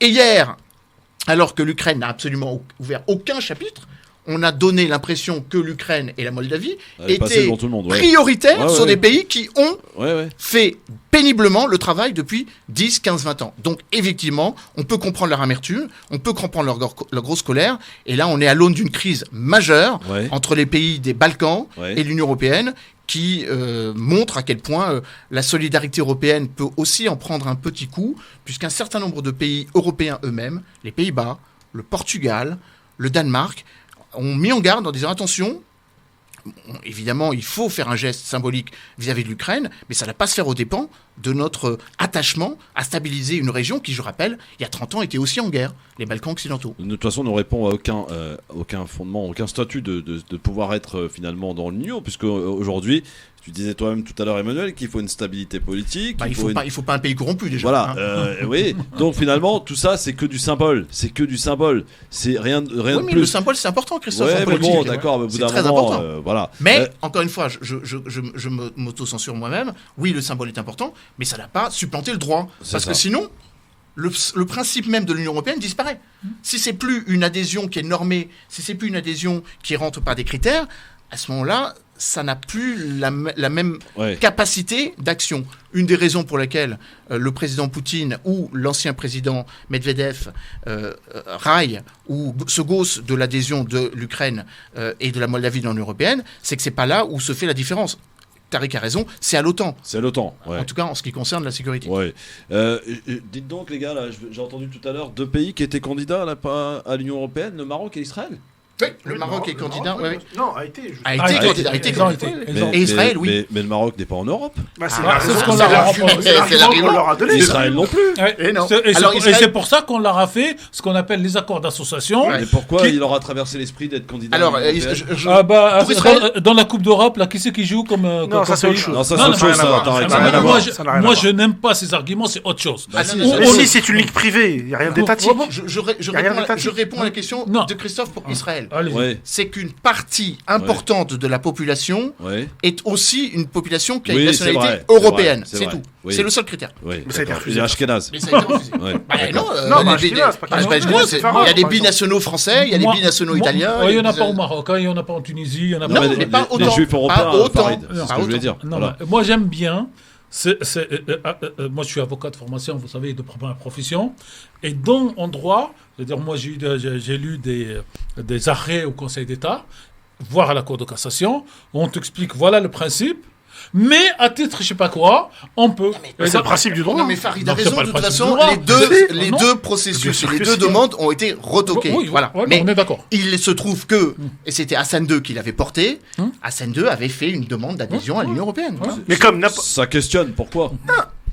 Parce qu'il estimait. Je vais donner un autre exemple. Parce que le principe d'arrimer le Maroc à l'Europe dans son esprit, et il a raison, peut faire donc aider au décollage économique et même en termes de droits pour sa préserve. Je rappelle que le premier investisseur au Maroc, c'est l'Espagne avec 12 milliards d'euros par an. Et en fait, le Maroc à l'époque, en fait, a comme voisin l'Espagne et ils l'ont vu beaucoup plus que d'autres, le décollage économique de l'Espagne grâce à l'adhésion de l'Union européenne. Parce qu'avant l'adhésion, l'Espagne et le Maroc étaient plus ou moins au même niveau économique et en quelques années... Je dirais pas ça. Mais il y a des accords d'association, donc ce qu'on appelle la DCFTA, Deep Comprehensive Free Trade Agreement, c'est-à-dire des accords... Yes, of course. Non, mais en gros, il y en a un avec la Tunisie, il y en a un avec le Maroc, il n'y en a pas avec l'Algérie. Voilà. Il n'y en a pas avec l'Algérie. Mais parce que l'Algérie n'a pas voulu. Il y a des pays qui pourraient, n'importe qui pourrait le demander, ça ne veut pas dire qu'il sera accepté. Je vais prendre un exemple d'un pays africain qui se trouve à Quel est son intérêt? Quel est son intérêt? Oui. Un pays comme le Cap-Vert, par exemple, qui est sur l'océan Atlantique. C'est très joli d'ailleurs, il faut y aller au Cap-Vert. Voilà, et qui est très proche notamment des îles portugaises qui sont l'île de Madère, par exemple. Oui. C'est portugais le Cap-Vert. Non, pas du tout. C'est une colonisation. Non, mais je veux dire, c'est lusophone. Oui, c'est lusophone. On parle portugais au Cap-Vert. Ah oui, c'est lusophone. C'est une ancienne colonie portugaise. Merci. Certains dirigeants de ce pays-là, en fait, avait à une époque l'idée de potentiellement demander, comme le Maroc, l'adhésion, entre guillemets, en tout cas la candidature à l'Union européenne. Physiquement parlant, ça n'est absolument pas valable. Ils ne l'ont pas fait, mais en tout cas le Maroc l'avait fait dans ce sens-là. Et je rajoute juste une dernière chose, ça permet aussi d'occuper les esprits. On est d'accord. Et comme on parle de langue, de tout ça, si j'ai bien compris, hier, l'Algérie a décidé donc d'introduire la langue anglaise comme deuxième langue à l'école, c'est-à-dire comme première langue étrangère à la place du français. Et le Gabon et le Togo ont demandé aujourd'hui à rejoindre le Commonwealth officiellement. Voilà, donc on a dit la prochaine génération parlera sur anglais. l'Algérie. J'y crois pas un instant. Dernier point sur l'Algérie, peut-être pour rappeler un fait historique qu'on oublie souvent, c'est qu'au moment où l'Union européenne, enfin la Commission économique européenne s'est créée donc en mars 1957, le traité donc de Rome, l'Algérie faisait partie de l'Union européenne. Exactement. Puisque forcément elle était française. Et juste, alors je précise que théoriquement en 62, elle aurait dû la quitter, mais pour des intérêts économiques parfaitement compréhensibles par rapport à l'intérêt mutuellement reconnu des deux, l'Algérie est restée en fait membre de l'Union européenne jusqu'en 1976. Très bien. Bon, je ne savais pas. Sarou est avec nous, de la Commission économique européenne. 9, mais je rappelle on parle de l'Ukraine et de la Moldavie. On en est arrivé à l'Algérie, au Maroc et à Israël. Incroyable. Quel écart. C'est le voisinage. C'est le voisinage. Ah oui, bah, évidemment. Sarou, bonjour. Oui, bonjour. Bonjour. Alors, premièrement, je me réjouis de la pertinence et de la compétence de vos invités sur cette question d'Europe, droit, etc., etc. Mais j'ai réagi parce que il vient d'être dit que l'Algérie n'avait pas d'accord d'association avec l'Union européenne. C'est inexact. À moins que depuis, alors je sais plus si c'est en 77 ou en 97 que a été conclu un accord d'association de l'Algérie avec l'Union européenne. Si depuis ça a été arrêté, ça je n'ai pas d'information. Mais l'Algérie a eu un accord d'association avec l'Union européenne. Ça c'est officiel. Je sais pas qui peut le confirmer ou pas. On va vérifier, mais de mémoire, pour moi oui. Pour moi oui.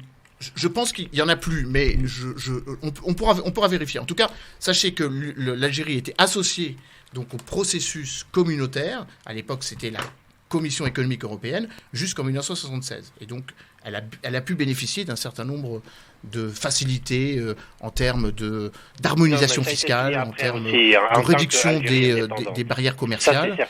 Je rappelle qu'il y a deux choses. Il y a l'accord d'association et il y a le c'est vrai que c'est dur à dire. Vas-y, dur en anglais. Reprends. DCFTA, c'est-à-dire un accord approfondi d'association. C'est par exemple le cas entre la Tunisie et l'Union européenne. Très bien. Merci Sarou pour la petite remarque. Et on vérifie. On vérifiera, bien sûr. En vérité. Oui, qu'est-ce qu'il y a, Farid? L'accord d'association est beaucoup plus complexe. Le jeu de la vérité avec Farid. Non, l'accord d'association est beaucoup plus complexe, il est limité. Il me semble effectivement que l'Algérie n'en fait pas partie. Mais l'Algérie a d'autres accords avec l'Union européenne qui ne sont pas l'accord d'association comme ceux qu'on a cités. J'espère que les éditeurs n'ont pas compris qu'il n'y a pas d'accord. J'ai dit qu'il n'y a pas d'accord d'association. Oui, voilà, c'est la même chose. Pas la même chose. Alors, moi, j'ai conclu en 2002 Entré en vigueur en 2005, l'accord d'association entre l'Algérie et l'Union européenne prévoyait d'arriver au démantèlement tarifaire total en 2017 et la création d'une zone d'échange dans la foulée. Oui, mais prévoyez. Prévoyez, ça veut dire quoi? Ça veut dire que c'est peut-être pas fait, en fait. Voilà. Bon, dans un instant, on va parler de quelqu'un qui a un point commun avec toi, Emmanuel. Et on parle plus d'Ukraine, c'est tout? Qu'est-ce que tu voulais rajouter d'autre? On a bien non, alors, premièrement, bon, je pense non, que... mais t'as bien Non, mais je pense que c'est un truc, quoi. C'est symbolique, c'est bon, stop. Oui, enfin, stop. Oui. Le prérequis, quand même. L'échéance de 2017 pour l'Algérie a été repoussée à 2020 oui. et bientôt à 2022. Bon, donc c'est bien ce que c'est en cours. Et bientôt en 2040. Alors, pour revenir, non, je crois qu'il faut quand même garder un petit peu d'espoir. Oui, moi, je pense que c'est une bonne chose que les 27 aient décidé de faire un geste. Maintenant, attention à ce geste, parce que, in fine, c'est aux citoyens de chaque pays européen de décider si l'Ukraine est utile à l'Union européenne. Je rappelle quand même qu'un des critères, deux minutes, même pas, 30 secondes, un des critères quand même pour qu'un pays puisse rentrer dans l'Union européenne, c'est que ça puisse mutuellement bénéficier à l'Union européenne. Et là, la question peut se poser, parce que je vous rappelle quand même qu'à cause de M. Poutine, l'Union européenne va devoir rembourser des sommes phénoménales, on parle de 600, 700, peut-être 1000 milliards de dollars, à un pays qui est membre de l'Union européenne. Donc, d'une certaine façon, on va s'endetter nous-mêmes pour la reconstruction d'un pays et pour lequel on n'a pas beaucoup de responsabilités, en fait. Alors, deux éléments dans peut-être. la C'est le description. serpent qui se mord la queue. Deux éléments peut-être. Le premier, c'est que certains pays, effectivement, ce sera les citoyens qui, par référendum... Ah oui, ça peut être par référendum, oui, bien sûr. Oui ou non. Et dans d'autres pays comme la France... J'aimerais bien voir ça en France, tiens. Pourrait Ça peut passer... être par référendum en France, hein. Non. C'est le président on sait qui pas. décide. Oui, C'est mais le président qui voilà, décide. pourrait passer par l'Assemblée. Et la deuxième chose... Enfin, vu moi- par l'Assemblée, là, si vous me permettez ce jeu de mots, à mon avis, il n'y a pas consensus, actuellement, Voilà. dans le Parlement d'aujourd'hui. Et même dans 10 ans. Et l'autre chose, moi j'aime bien que toute la faute, toute la guerre d'Ukraine, il y a un seul fautif là-dedans, c'est M. Poutine. Bah, j'entends, je rigole, j'y réfléchis, et je réagis même plus. C'est pas ce que j'ai dit. Bah, c'est ce que tout le monde dit, c'est ce que vous venez de dire. Non, j'ai dit que Oui. on a la double peine Oui. de devoir payer, Oui. nous, pays de l'Union européenne, pour la reconstruction d'un pays, alors même que le principe donc d'adhésion de ce pays, c'est qu'il puisse apporter quelque chose à l'Union européenne. Sauf que On là, est d'accord. l'Ukraine va être, débitrice Oui. de l'Union européenne. Bah, peut-être débitrice de ces actes de ne pas avoir Oui, non, mais- ratifié les accords. Bon, de est-ce que c'est Ça, une bonne chose, c'est Farid? autre chose. Moi- C'est autre chose. C'est un Alors, autre débat. Farid, est-ce Moi, que c'est une bonne chose? Moi, Pour terminer. Je pense que les adhésions Ouais. à la va-vite, même si Emmanuel nous a parfaitement expliqué que c'était Oui, beaucoup plus complexe Très que ça, bien, etc. très ludique, très bien. Je rappelle qu'on n'a déjà pas digéré, amalgamé les nouvelles, et celles qui sont rentrées il y a quelques années, quelques décennies. L'année dernière, c'est la Croatie, par exemple. 2013. Très beau pays, il faut y aller en Croatie, c'est magnifique. Oui, mais enfin, ça doit être un beau pays. Non, mais je le dis. Enfin, je bon, le la dis, Croatie carte est très postale européenne magnifique. quand même. C'est quand même un bel exemple, la Croatie. Bah, la Croatie est un bel exemple, mais je rappelle que une des critiques d'une partie du peuple français, et pas que français justement, c'est cette adhésion, enfin c'est ces adhésions à la va-vite. Quand je dis à la va-vite, c'est-à-dire on ne les a pas vus venir d'une certaine manière, et aujourd'hui une Union européenne Il y a plein de choses qu'on voit à pas venir, 27, hein. Demande à gérée Manu, à 27, pour moi en tout cas me pose problème, objectivement, sur des tas de choses, et on le voit qu'on n'a pas forcément la même vision, d'ailleurs sur l'Ukraine, à 27, tout le monde n'a pas la même, C'est vrai, il a raison. le même sentiment. Ouais. Et je pense que c'est une mauvaise chose d'aller au-delà. Ça n'est que mon sentiment. C'est ton avis, il est respectable. Alors imaginons que l'Union européenne aura 37 membres. parce que Exactement. L'objectif, Ouais, c'est faut d'en avoir arrêter le 37. délire. Et on terminera, À 27, ils n'arrivent plus à s'entendre, on terminera déjà. par la Russie et on respectera, en tout cas, on exaucera le vote du général de Gaulle Ils peuvent, de l'Atlantique ils- à l'oral. ils- Et puis ils- peut-être ils- qu'on réglera ouais. d'autres problèmes à l'intérieur. Non, mais le contre-exemple, c'est pas tellement la Croatie qui est le dernier pays à être entré dans l'Union européenne en 2013, c'est la Bulgarie. La Bulgarie, qui est d'ailleurs le facteur de blocage, puisque La hier, capitale de la Bulgarie. Sofia, Merci. la Bulgarie beau hier prénom, Sofia. a mis son veto à l'adhésion d'un futur membre, son voisin, qui pourtant attend depuis une dizaine d'années, la Macédoine du Nord. Et donc, d'une certaine façon, on a même T'aimes bien la Macédoine, Emmanuel, j'ai remarqué. Bah, la Macédoine du Nord, oui, c'est un beau pays. Non, c'est bon. C'est un très beau pays. C'est pas que la salade. Alors c'est bon si tu veux, mais là on parle de la Macédoine du Nord. La Macédoine Non, du mais Nord. c'est bon. Qui est un faut mettre peu pays, d'humour, je le c'est rappelle, bon. qui est un Ouais. pays. En tout cas, Euh, tous les pays européens sont beaux quand on y bien va sûr. pour passer Non, quelques non, heures mais et quelques c'est- jours. Le pays tout court. Non, mais la question qui est soulevée par Farid est assez bonne. C'est qu'effectivement, il y a au sein de l'Union européenne 2 poids 2 mesures. Premièrement, et c'est un vrai débat, est-ce qu'il faut élargir alors qu'on n'a pas encore totalement Mais oui. approfondi ou totalement fait fonctionner C'est un l'Union? peu l'exemple. Je me marie avec une femme, j'en veux 3 demain. Oui, Alors déjà que j'arrive à montrer non, mais avec la parlons, non, première. mais, parlons- Pas en Tunisie, parce Non, mais- qu'on va retirer l'article de la Constitution. Non, mais parlons sur plus l'islam, simple- Et Oui. on ne pourra même plus l'utiliser. Parlons plus simplement, c'est vrai qu'on n'en est toujours pas à une unité pleine et entière de la zone euro. Oui. Hein, il n'y a que 19 pays qui ont l'euro alors qu'il y en a 27. On a des pays membres de l'Union européenne qui ne sont pas membres de l'espace Schengen, donc pour lesquels il y a encore des contrôles aux frontières et pour lesquels un visa ou en tout cas une vérification de l'identité est toujours demandée, alors qu'on a des pays non membres de l'Union européenne qui sont membres de Schengen. Donc le vrai débat, c'est est-ce qu'on ne va pas un peu trop vite en élargissant alors qu'on n'a pas encore totalement réglé des problèmes de fonctionnement. C'est le vrai débat entre ce qu'on appelle Dans un l'approfondissement instant- et l'élargissement. Emmanuel Dupuis, Ouais. t'as un point commun avec le président. Je suis trop long. Non. Le prénom. Ah oui, merci. Ah bah oui. Oui. J'avais pas remarqué. On peut J'avais dire- pas remarqué. on C'est peut c'est dire sans que doute. Macron a copié sur vous. C'est sans doute le seul. C'est sans doute le seul point commun. que Eh j'ai ben, eu au c'est ce qu'on président. va voir dans Vous un êtes- instant. vous êtes Ne un peu bougez plus pas. âgé que le président, 8 donc il a minutes. copié Il sur s'est vous. exprimé pendant 8 minutes. Et Oui, je mais suis pour plus dire âgé. Je quoi suis plus âgé. Ça fait- Ouais, je suis plus âgé, oui. c'est clair, plus âgé. ouais. Mais Ah. ma compagne n'est pas plus âgée non plus. T'as quoi? Ma compagne n'est Ah. pas plus âgée que la sienne. Ah bon? Ah bah heureusement pour toi, à tout de suite. Hein. Sinon ça pourrait être ta grand-mère. Le LGF sur France Maghreb 2. Merci d'être avec nous avec monsieur Tarek Pami, journaliste, Emmanuel Dupuis, président de l'IPS. L'IPS qui est l'Institut de prospective de sécurité en Europe. IPSE. IPSE. Oui, bah. Alors attends, c'est un peu comme la NUPES. On dit NUP, NUPES. Oui, c'est Toi, on vrai. dit PSE, Allez, IPS. Ouais. Voilà, c'est selon. Et puis Farid différentes versions sont Tamsamani qui est dans l'intelligence artificielle. Artificiel, oui. Non, j'aimerais On dit beaucoup, IA. mais pas du On tout. dit IA. On dit IA. Non, non, je dois. Intelligence économique. En partie. Voilà, c'est mieux comme ça. En partie. En partie. Parce qu'il a Non, plusieurs, il a plusieurs casquettes. J'ai plusieurs casquettes. Il a plusieurs exactement. casquettes, notre Farid. Voilà. Bon, Macron, Emmanuel Macron, le président Macron s'est exprimé mercredi soir à la Nation à la suite du résultat du second tour de l'élection législative de cette nouvelle Assemblée nationale que tout le monde maintenant a saisi et connaît en partie. Il s'est exprimé pendant 8 minutes. Pour dire quoi? La majorité présidentielle est en effet relative. Sa responsabilité est donc de s'élargir. C'est encore la faute de l'opposition. Il n'accepte pas qu'il y ait une opposition. C'est lui tout seul. Il présente pas de projet. On ne sait pas ce qu'il veut faire. Il faudra clarifier dans les prochains jours la part de responsabilité et de coopération que les différentes formations de l'Assemblée nationale sont prêtes à prendre. C'est extraordinaire parce qu'on a l'impression qu'il n'a pas compris que c'était lui qui était désavoué dans le résultat de cette élection. Emmanuel Macron, Emmanuel Dupuis, là pour le coup, franchement, est-ce qu'il a saisi le résultat des électeurs de ce dimanche? Oui, mais il le dit pas. C'est une forme d'intelligence quand même. Il aurait été très bête de le dire. Donc je crois que non. Emmanuel Macron est un président qui fait de la politique comme font tous ses prédécesseurs. C'est en essayant de sauver les meubles. Et le simple fait qu'ils doivent s'exprimer. Bien sûr. Tant bien même c'est 8 minutes ou 26 minutes ou 50 minutes comme il nous en avait donné. Tu me permets de te couper? Il y a un truc qui m'a interpellé, c'est qu'il a commencé son discours, son allocution, pardon, en disant « J'ai été réélu le 24 avril ». Un chef qui dit qu'il est le chef, déjà il y a un problème. Oui. À partir du moment où tu dis « Moi je suis le patron, je suis le chef », c'est que déjà il y a un problème. Et il y a surtout Parce que ça s'impose de fait.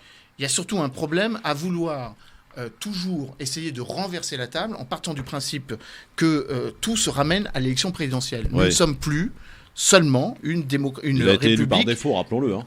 Ça, Il c'est un était autre- face à Non, l'extrême mais droite. ça, c'est un donc autre voilà. problème. Après, Oui. sans rentrer dans ce débat-là, Non, qui est non, un autre d'accord, débat qui je mérite, précise. qui mérite parfaitement d'être posé. Moi, je dis juste un élément. Le président de la République est élu par les Français, une majorité de Français, quand bien même ils sont une minorité à aller voter. Oui. On ne va pas remettre en En cause l'occurrence, au présidentiel, non. Bah si, il y a une minorité qui est allée voter. Pas au présidentiel. Oui, mais c'est la minorité de la majorité. Bah, il y a eu combien de C'est la taux majorité de la d'abstention minorité. Combien au présidentiel? Je pense qu'en abstention, on doit être à 52. Pas d'abstention. Non, pas l'abstention, c'était moins. Pas d'abstention. Moins Ouais, oui, beaucoup moins. Peut-être moins, bon, peu importe. En tout cas, pour les législatives, c'était 54. Oui. Donc déjà, il y a une majorité donc de silencieux, non-votants. de ou non-votants. Il y a plus ou moins, sur les 48 millions d'électeurs, plus de 24 millions qui ne sont pas allés voter. C'est une réalité. Donc 25 millions, peu ou prou, on va vérifier si c'est 24 ou 25, peu importe. Donc moi, ce qui me choque, c'est qu'un président ne veuille pas admettre le fait qu'il y ait une dualité de pouvoir ou une complémentarité de pouvoir. C'est pas l'esprit de la 5e Constitution jusqu'à la République jusque-là. Attention. L'esprit de la 5e République, c'est qu'il y ait une concomitance de deux pouvoirs qui se rassemblent. Là, ce qui s'est passé, c'est que, et le président ne l'a pas, et je réponds à la question, ne l'a pas entendu, ne l'a pas intégré, c'est qu'effectivement, il est minoritaire. Et donc le simple fait de dire qu'il est majoritaire parce qu'il est président est un déni absolu. C'est de la condescendance, limite. C'est de la condescendance. Pourquoi il est minoritaire ? Quand on a à l'Assemblée, je veux dire. Quand on n'a que 241 élus, on n'a pas une majorité. On a une majorité relative. C'est 289. Relative. D'accord. Si, Non mais t'as raison, il est en fait la notion de minorité en fait pour moi elle est abusée. Il n'a pas la majorité relative pour pouvoir faire sans les autres. Absolument. Exactement. Mais il a la majorité relative. Exactement. Oui, mais je rappelle quand même que la 5e République, la Constitution de 1958, c'est pas la Constitution de 1946. La Constitution de 1958 précise que le Parlement est dirigé par le parti qui a la majorité absolue, 288 plus 1, et pas le principe de la majorité relative. C'est la Constitution de 46, ça. Alors à ce moment-là, il faut revenir à la Constitution. On revient à la 4e République. Ou alors il faut changer de Constitution. Mais selon notre Constitution, le fait d'être le parti majoritaire, ou le fait d'être, il n'est pas majoritaire, le fait d'être le plus gros parti, comme Ennahda l'est en Tunisie, ne fait pas de soi le parti qui dirige le pays. C'est pas vrai. C'est pas notre Constitution. Non, c'est intéressant. Et donc la subtilité du président, c'est de partir. Et ça fait partie des éléments de langage. Et je termine là-dessus. Ça fait partie des éléments de langage que les députés LREM, Horizon, Agir, ou Renaissance maintenant ont répété sur les plateaux en disant nous sommes le premier parti, donc nous sommes légitimes. Non, pas du tout. C'est pas parce que vous êtes le premier parti. Vous auriez été légitime si, comme en 2017, vous avez obtenu dès le premier tour 310 députés, c'est-à-dire si mes calculs sont exacts, 12 députés de plus que la majorité absolue nécessaire et requise pour former un gouvernement. C'est aussi simple que ça. T'étais à 312 plus 289, non, c'est un peu plus. Non, 289, oui, je me trompe. C'est 22. J'ai pas ma calculatrice. 289... pour aller à 312, c'est 22. Ah ben 22, pardon. Ouais, 22. Pas 12, mais 22. Voilà, je me corrige. Et les Américains, eux, ils sont rapides. Quoi ? Le Missouri devient le premier État américain à interdire l'avortement. Ça vient à l'instant, revendiqué par le ministre de la Justice. Bon, Emmanuel Macron, monsieur Tarek Mami, vous n'allez pas y échapper. À quoi ? Ce qu'il a dit. En fait, il a dit quoi ? Je précise, je complète. En 8 minutes, il n'a rien dit. Voilà. Merci. Il a dit deux choses. Ah bon ? Il a dit je procrastine. Ah oui, d'accord. Je réfléchis. Ouais. Je suis rentré dans une impasse, mais je ne vois pas encore la lumière au bout. Et tout ça parce que les autres n'ont pas voulu travailler avec moi.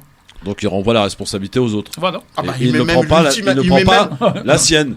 Il donne même un ultimatum aux autres en disant c'est pas de ma faute, c'est de la vôtre. Qui va se coucher, coucher, Emmanuel Dupuis ? Qui va se coucher ? Mais il n'y a pas à se coucher. C'est bon. C'est là que c'est très Il y a fort. personne. Non, mais qui va se coucher, Emmanuel Dupuis ? Mais c'est certainement pas au Parlement de se coucher. Les LR. Mais c'est pas une question de LR. Non, mais je pose la question. Non, mais il va avoir une majorité à un pied et demi. Parce qu'il a ses 245, il lui manque une quarantaine, et il va la refaire du coup il lui manque 44, il les trouve où il va les trouver. Ça dépend pour quelle loi. Chez les socialistes. Pour le pouvoir d'achat chez les socialistes. Pas 44. Non, pas tous. Non, il va trouver 15 chez... Non, mais attendez, il va trouver 15 chez LR, 7 c'est à droite, il va les trouver, les 44, pour les lois. De temps en temps. Vous pensez que ça va tenir, Tarek Mami ? Je ne pense pas que ça tienne ou pas. Je pense, si tu veux, qu'à partir du moment... Parce que lui, c'est pour ça que je dis qu'il procrastine. À partir du moment où vous ne pouvez pas réunir 289 fois pour le faire tomber, parce que pour ce faire, il faut qu'il y ait une alliance entre Mélenchon, Marine Le Pen et LR. Et là, il n'y aura pas de vote commun. Donc lui, il tient la route, il regarde venir tous les jours. Alors, j'indique... Je complète quand même. Est-ce que vous pensez que ces trois oppositions voteront ensemble contre ? Attention, il y a deux choses. Il y a la motion de censure. La motion de censure, c'est pas 289, c'est 58. Ça suffit. Et donc la saisine du Conseil... Non. Si. C'est 58. Excusez-moi. C'est 58 pour la déposer. Oui. Mais pour qu'elle passe. Mais une motion de censure... Oui. une fois qu'elle est déposée, oblige le gouvernement à devoir se justifier, premièrement.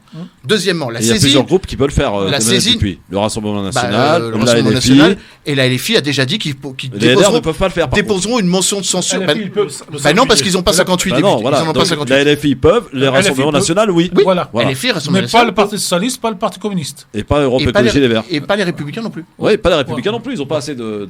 Ou Voilà. à un ou deux près, à vérifier. Parce que je crois que les Républicains ont 62, faire vérifier. Je crois qu'ils ont quand même 62. J'étais plus sur 44, moi. Ouais, non, plutôt 60. Plutôt vers 60. Et puis ne pas oublier les deux centristes, en fait, ils sont 64. Ah oui. Parce qu'on y ajoute aussi les divers droites. Il y a toujours une Ils sont histoire pas tous- centriste dans l'histoire. Mais bon, Sans la garde. Ah, non, oui, la garde. Malheureusement, non, la garde, ils sont partis. Non, dernier point. Il y a trois choses. Il y a la motion de censure, Ouais. les 58. Ouais. Il y a la saisine du Conseil constitutionnel. Ouais. Ça, c'est quand même une arme de destruction massive que LFI et que le Rassemblement national va se saisir abondamment. Il suffit de 60 députés pour invalider ou demander à ce que le Conseil constitutionnel vérifie la constitutionnalité des lois. Et ils peuvent le faire autant qu'ils Ils veulent. vont bosser, les mecs. Hein. Et Ça veut puis dire un qu'ils vont dernier bosser point. pendant ces- Et puis un dernier point. Ah oui, ça va être la foire d'empoigne. Hein. Ça va être dur pour eux, là. Ça va être terrible. D'ailleurs, d'une certaine façon, moi, ça me satisfait parce que ça prouve que le pouvoir n'est plus à l'Élysée, mais à l'Assemblée, quoi qu'il en soit. Et d'une certaine façon, la centralité d'un pouvoir, la Donc centralité on est passé d'un pouvoir présidentiel à un pouvoir parlementaire. par défaut. Ouais. Par défaut. Que prévoit la Constitution de la Ve République au gré et au vu donc des rapports de force dans la Oui, société. alors il y a quand même une différence, c'est que Nicolas Sarkozy, en 2008, avait quand même introduit, là aussi, une arme très sournoise, l'interdiction de recourir Oui, 49.3. fréquemment au 49.3, seulement une fois dans une Alors, année. Voilà, c'est ça. Parce Par qu'on- motion, non C'est pas par Non, motion non, par session parlementaire. Alors, voilà. Voilà. Non, mais, oui, alors Ah, mais parce c'est qu'on ça, a eu parlementaire. on a eu un gros débat, Ah, je une vous fois par mandat global 5 ans ou une fois par an. c'est par an. C'est une fois par C'est an. par an. Oui, alors. par an. Hors loi de finances. Oui, alors, La Hors loi de loi de finances. finances, oui, hors loi donc de ça fait finances. 2 maximum par an. Voilà. Et ça fait Ouais, 2 donc- maximum par donc an. il peut l'utiliser, par exemple, on imagine pour la retraite, par Une exemple. seule fois utilisée en termes de session parlementaire. Voilà. La session parlementaire, Ça, c'est ouais, 8 mois. une année. Farid Tabsamani sur Emmanuel Macron, il a dit quoi en 8 minutes Qu'est-ce que t'as Alors, j'ai retenu pas du tout écouté, Ah bon franchement. Ah, bravo. Ouais, Ah bon, on peut te résumer. Hein, Ouais, mais je savais pertinemment qu'il n'allait pas forcément Il a rien dit. dire Voilà. grand-chose. Non, ce qu'a dit cher Tariq Mami est complètement juste. C'est qu'en fait, il est là pour gagner du temps, Ouais. pour voir s'il peut débaucher ou pas le nombre suffisant de députés Les qui lui 44. manquent. Voilà. Mais ça ne l'empêchera pas de gouverner, potentiellement. La difficulté, c'est qu'à mon avis, ça ne tiendra pas ça ne tiendra pas de manière sur la durée. Et la question, c'est à quel moment il est opportun ou non de dissoudre, dans un sens comme dans un autre. Pourquoi ? Parce que la dissolution, vous avez des groupes parlementaires ou des partis politiques qui parfois n'ont pas intérêt à ce qu'il y ait une dissolution. Parce qu'ils pourraient revenir moins nombreux. Exactement. Et Les Républicains, notamment. les Républicains, exactement. Et puis perdre leur, C'est exactement ça. perdre leur 1,25 € là, sur les 5 ans. Exactement. Non, mais c'est-à-dire que, en fait, tout le monde pense qu'en fait, il va y avoir la Il n'y a dissolution. pas que les ce sera LR, beaucoup- hein, la République En Marche aussi peut perdre. Le président Macron peut perdre. Oui, mais Ah ben, automatiquement, mathématiquement, S'il prend le risque de dissoudre. LREM perdra. Quoi qu'il LREM arrive. a fait 161 sièges. Forcément, s'il y a une dissolution, il y aura moins de 161 tout à sièges. fait. Et 161 sièges, donc de LREM, combien en 2017 Très intéressant ça. 314. LREM Non, dans Ouais. les 314, il y a avait le le modem. modem, Non, il y a le modem, etc. Dans les Ah, il y 314. avait 44 modems. Vous enlevez 44 modems. Voilà. Donc, il y avait 44 On modems. vous parlez de 2017 ou de Oui, 2017. Eh ben, on a un petit tableau sur le site de France 24 2. Mais Moi, j'ai noté 314 à vérifier. la question qui va. Enfin, la majorité présidentielle était de 314. Ce que tu dis, Christophe, notamment. C'est quoi ça Ce que tu dis, Christophe, notamment sur. Le site de France 24 2, où je cherche un Christophe. article. Oui, vas-y, Ce pareil. que tu dis, notamment sur le changement de régime. Oui. Voilà. C'est-à-dire qu'on est passé d'un régime à 100% Présidentiel. présidentiel, ce qui a toujours été le cas, sauf que depuis 2017 et Emmanuel Macron, il a été sur. Tous les pouvoirs ont été concentrés notamment à l'Élysée. Ouais. Là, en fait, la réalité, c'est qu'on va revenir à un régime presque équilibré, avec un vrai rôle du Parlement. Et ce que les gens ont complètement oublié en réalité, le vrai rôle du Parlement. Et ça va amener, par exemple, vous avez eu des députés à l'Assemblée en 2017 qui, malgré le fait d'être députés, n'ont pas véritablement joué leur rôle de parlementaire. Ouais. Or, là, on va être obligé. Et je rappelle, parce qu'on l'oublie très souvent, c'est que le Ouais. Sénat existe. Oui, tout à fait. Alors, Et que le Sénat, lui, il n'est pas ni mélenchoniste, ni macroniste. Non, il est à droite. Il est à droite. Exactement. Il est à droite. Et alors, pour rappeler en 2 phrases ce qui s'est passé comme siège, c'est en 2022 pour Ensemble, qui regroupe donc tout le monde, il a 245 sièges, alors qu'en 2017, il en avait 361. Donc, préciser, LREM plus Modem. Oui. Ouais, Elle moi, ce aurait qui plus m'intéressait, Modem, c'était Horizon. LREM. Moi, ce qui Non, mais m'intéressait Horizon seul. n'existait pas en Oui, 2017. non, mais aujourd'hui, à 3, ils font 245 contre 361 à 2. En C'est énorme. 2017, il C'est n'y avait plus de que 100, le plus de Modem 100 mois. et Voilà. la République. Pour la Si- NUPES, elle avait donc, Bah oui, en 18. gros, on sait. 58 quand on mélange Ah tout le oui, monde. d'accord, oui. Ils étaient à 58. Oui, mais la NUPES faut arrêter parce que c'est un accord électoraliste. Oui, non, mais dans lequel, donc je mets moi tout le monde, donc les 3 partis, les 4 Donc partis, 58 et aujourd'hui 133. 133. C'est ça que je veux Bon, moi, retenir. je trouve que, si je peux me permettre... mais- Alors, là aussi, c'est discutable, parce qu'on oublie les divers gauches. Il y a les élus des territoires d'outre-mer Oui. qu'on rassemble pas dans Oui, le mais- NUPES, oui, c'est mais- 11 de plus. Oui, mais Donc ils moi, sont c'est dedans. 142 que Ouais. j'ai. Bon, 133. Après, tu as le Rassemblement National tout seul, Ouais, bah qui alors, avait... là, c'est l'explosion là. non, qui 89. avait contre 8. 8, Oui, il y en a c'est 89. ça. Voilà. Et t'as- Multiplié par 11 limite. Ouais, et tu as LR, 64 aujourd'hui, vous avez raison. 62 plus 2. Voilà, 62 64. républicains voilà. plus 2 Donc 62 plus 2, ça fait 64. Quatre. Merci. Non, mais Contre- je précise ça pour Christophe. Contre, Vous me permettez de rajouter les 2 centristes. Oui, quand oui, même. j'ai compris, oui. contre 112 en 2017. Ah ouais, c'est- c'est la claque. Et tout ça, c'est sur le site de France Maghreb 2. Je pense qu'un des gros calculs du président de la Bah, République, c'est- Un des gros calculs, mon cher Farid, ça sera dans un instant. ça marche. Oui, tout de suite. Bon, alors le grand forum, évidemment, sur France Maghreb 2, on voyait que même après 17h30 le vendredi, on continue à faire des maths. Hein. Ouais, et on se Ah oui. trompe. Et on se trompe de Et 10. on se trompe. Je m'en excuse. Magnifique. C'est bien 22 de différentiel, non pas 12. Voilà, c'est ça, 22, oui. Oui, c'est ce que j'avais dit. Farid, tu nous parlais de calcul. Qu'est-ce qu'il y a? Non, je pense que un des éléments de la stratégie du président de la République sur les législatives, c'est qu'il était persuadé qu'il allait pouvoir dealer d'une certaine manière avec le groupe LR à l'Assemblée pour pouvoir gouverner. Ouais. Il n'avait pas mesuré 2 choses. Le score des LR qui est beaucoup plus important que celui qui était prévu. Faut dire qu'ils finalement ils sont pas complètement cassés la figure. Et ça, à mon avis, il l'a pas vu comme ça. Et il pensait que surtout les députés ensemble, comme on dit aujourd'hui, seraient un peu plus nombreux. Donc du coup, c'était son choix. Sauf Enfin, que un peu moins ensemble. exactement. Du coup. Sauf qu'en réalité, ça ne fonctionne pas puisque tout de suite tir de barrage des LR, dire il est hors de question de Aujourd'hui, attention, aujourd'hui. Oui, mais je pense qu'ils ont objectivement, ils n'ont aucun intérêt. Sur leur intérêt. Ils n'ont aucun intérêt. C'est pour ça Mais que non. je dis aujourd'hui, parce que la vérité d'aujourd'hui n'est peut-être pas forcément Non, celle de je demain, pense, messieurs. je pense Vous qu'il y a- savez, en politique. Je pense qu'ils n'ont aucun intérêt et lui il misait beaucoup sur son alliance avec le président de la République Nicolas Sarkozy, qui finalement aujourd'hui est complètement out des LR définitivement. Ah ouais, là, il s'est Et cramé, il lui. n'a hein. plus aucune influence. Exactement. L'archer lui a tiré dessus une bonne fois pour toutes. hein. Oui, pas que Larcher, je pense Non, qu'il s'est mais- tiré non, une balle non, toute non, mais seule. seul, tout dernièrement. seul. Non, mais Larcher, Et je pense que le comportement de Nicolas Sarkozy vis-à-vis de Valérie Pécresse au présidentiel, Ou même de Brigitte Cusler, Oui, la députée. la députée du 17e. 17ème, Oui. oui, absolument. Oui. n'a pas été, à mon avis, lui a, enfin, Il a été fatal. lui Moi, a je été peux fatal. vous le dire. Comme quoi, on a beau être ancien président de la République et faire des erreurs Ouais. aussi stupides que celle-ci. Et donc, du coup, aujourd'hui, Emmanuel Macron est en difficulté, très clairement. Il va, à mon avis, ça va être très compliqué à l'Assemblée. Ce qui est bien, il y a un élément qui est bien, c'est que moi, j'ai connu à une époque où l'Assemblée, ou en tout cas certains députés, étaient vraiment des vrais parlementaires, avec une vraie tactique de parlement, etc. Aujourd'hui, ça va forcer un certain nombre de députés à apprendre ce que c'est le métier enfin pas le métier, mais ce que c'est la fonction de député. Parce que pendant 5 ans, ils l'ont pas appris. Et le mécanisme, donc tout ça, parce que jusque-là, ils étaient derrière leur chef de groupe. Et Oui, suivaient. c'était assez facile. Et là, Mais là, ça va être Être un très bon compliqué. joueur d'échecs pour être député ou pas? Bah, moi, je pense qu'il y a un élément qui en fait fait la jonction entre ce que vient de dire Farid et ce qu'avait dit précédemment Tariq, c'est qu'il y a une centralité du Parlement. Ça veut dire qu'il faut aussi avoir à l'esprit, et je ne valide aucune des idéologies qui sont rentrées dans le Parlement, que les parlementaires qui sont rentrés cette fois-ci sont beaucoup plus politiques que ceux qui étaient rentrés en 2017. Premièrement, ceux qui ont été réélus en 2017, ils ont appris le métier. Et ceux qui viennent juste de rentrer, ils sont très politiques, ils sont très techniciens. Je pense qu'on aura un gouvernement minoritaire, en tout cas dans les prochaines semaines, parce que je ne vois pas comment on peut s'en sortir. Enfin si, c'est très simple. Si Elisabeth Borne, la Première ministre... Elle doit partir ou pas, Emmanuel?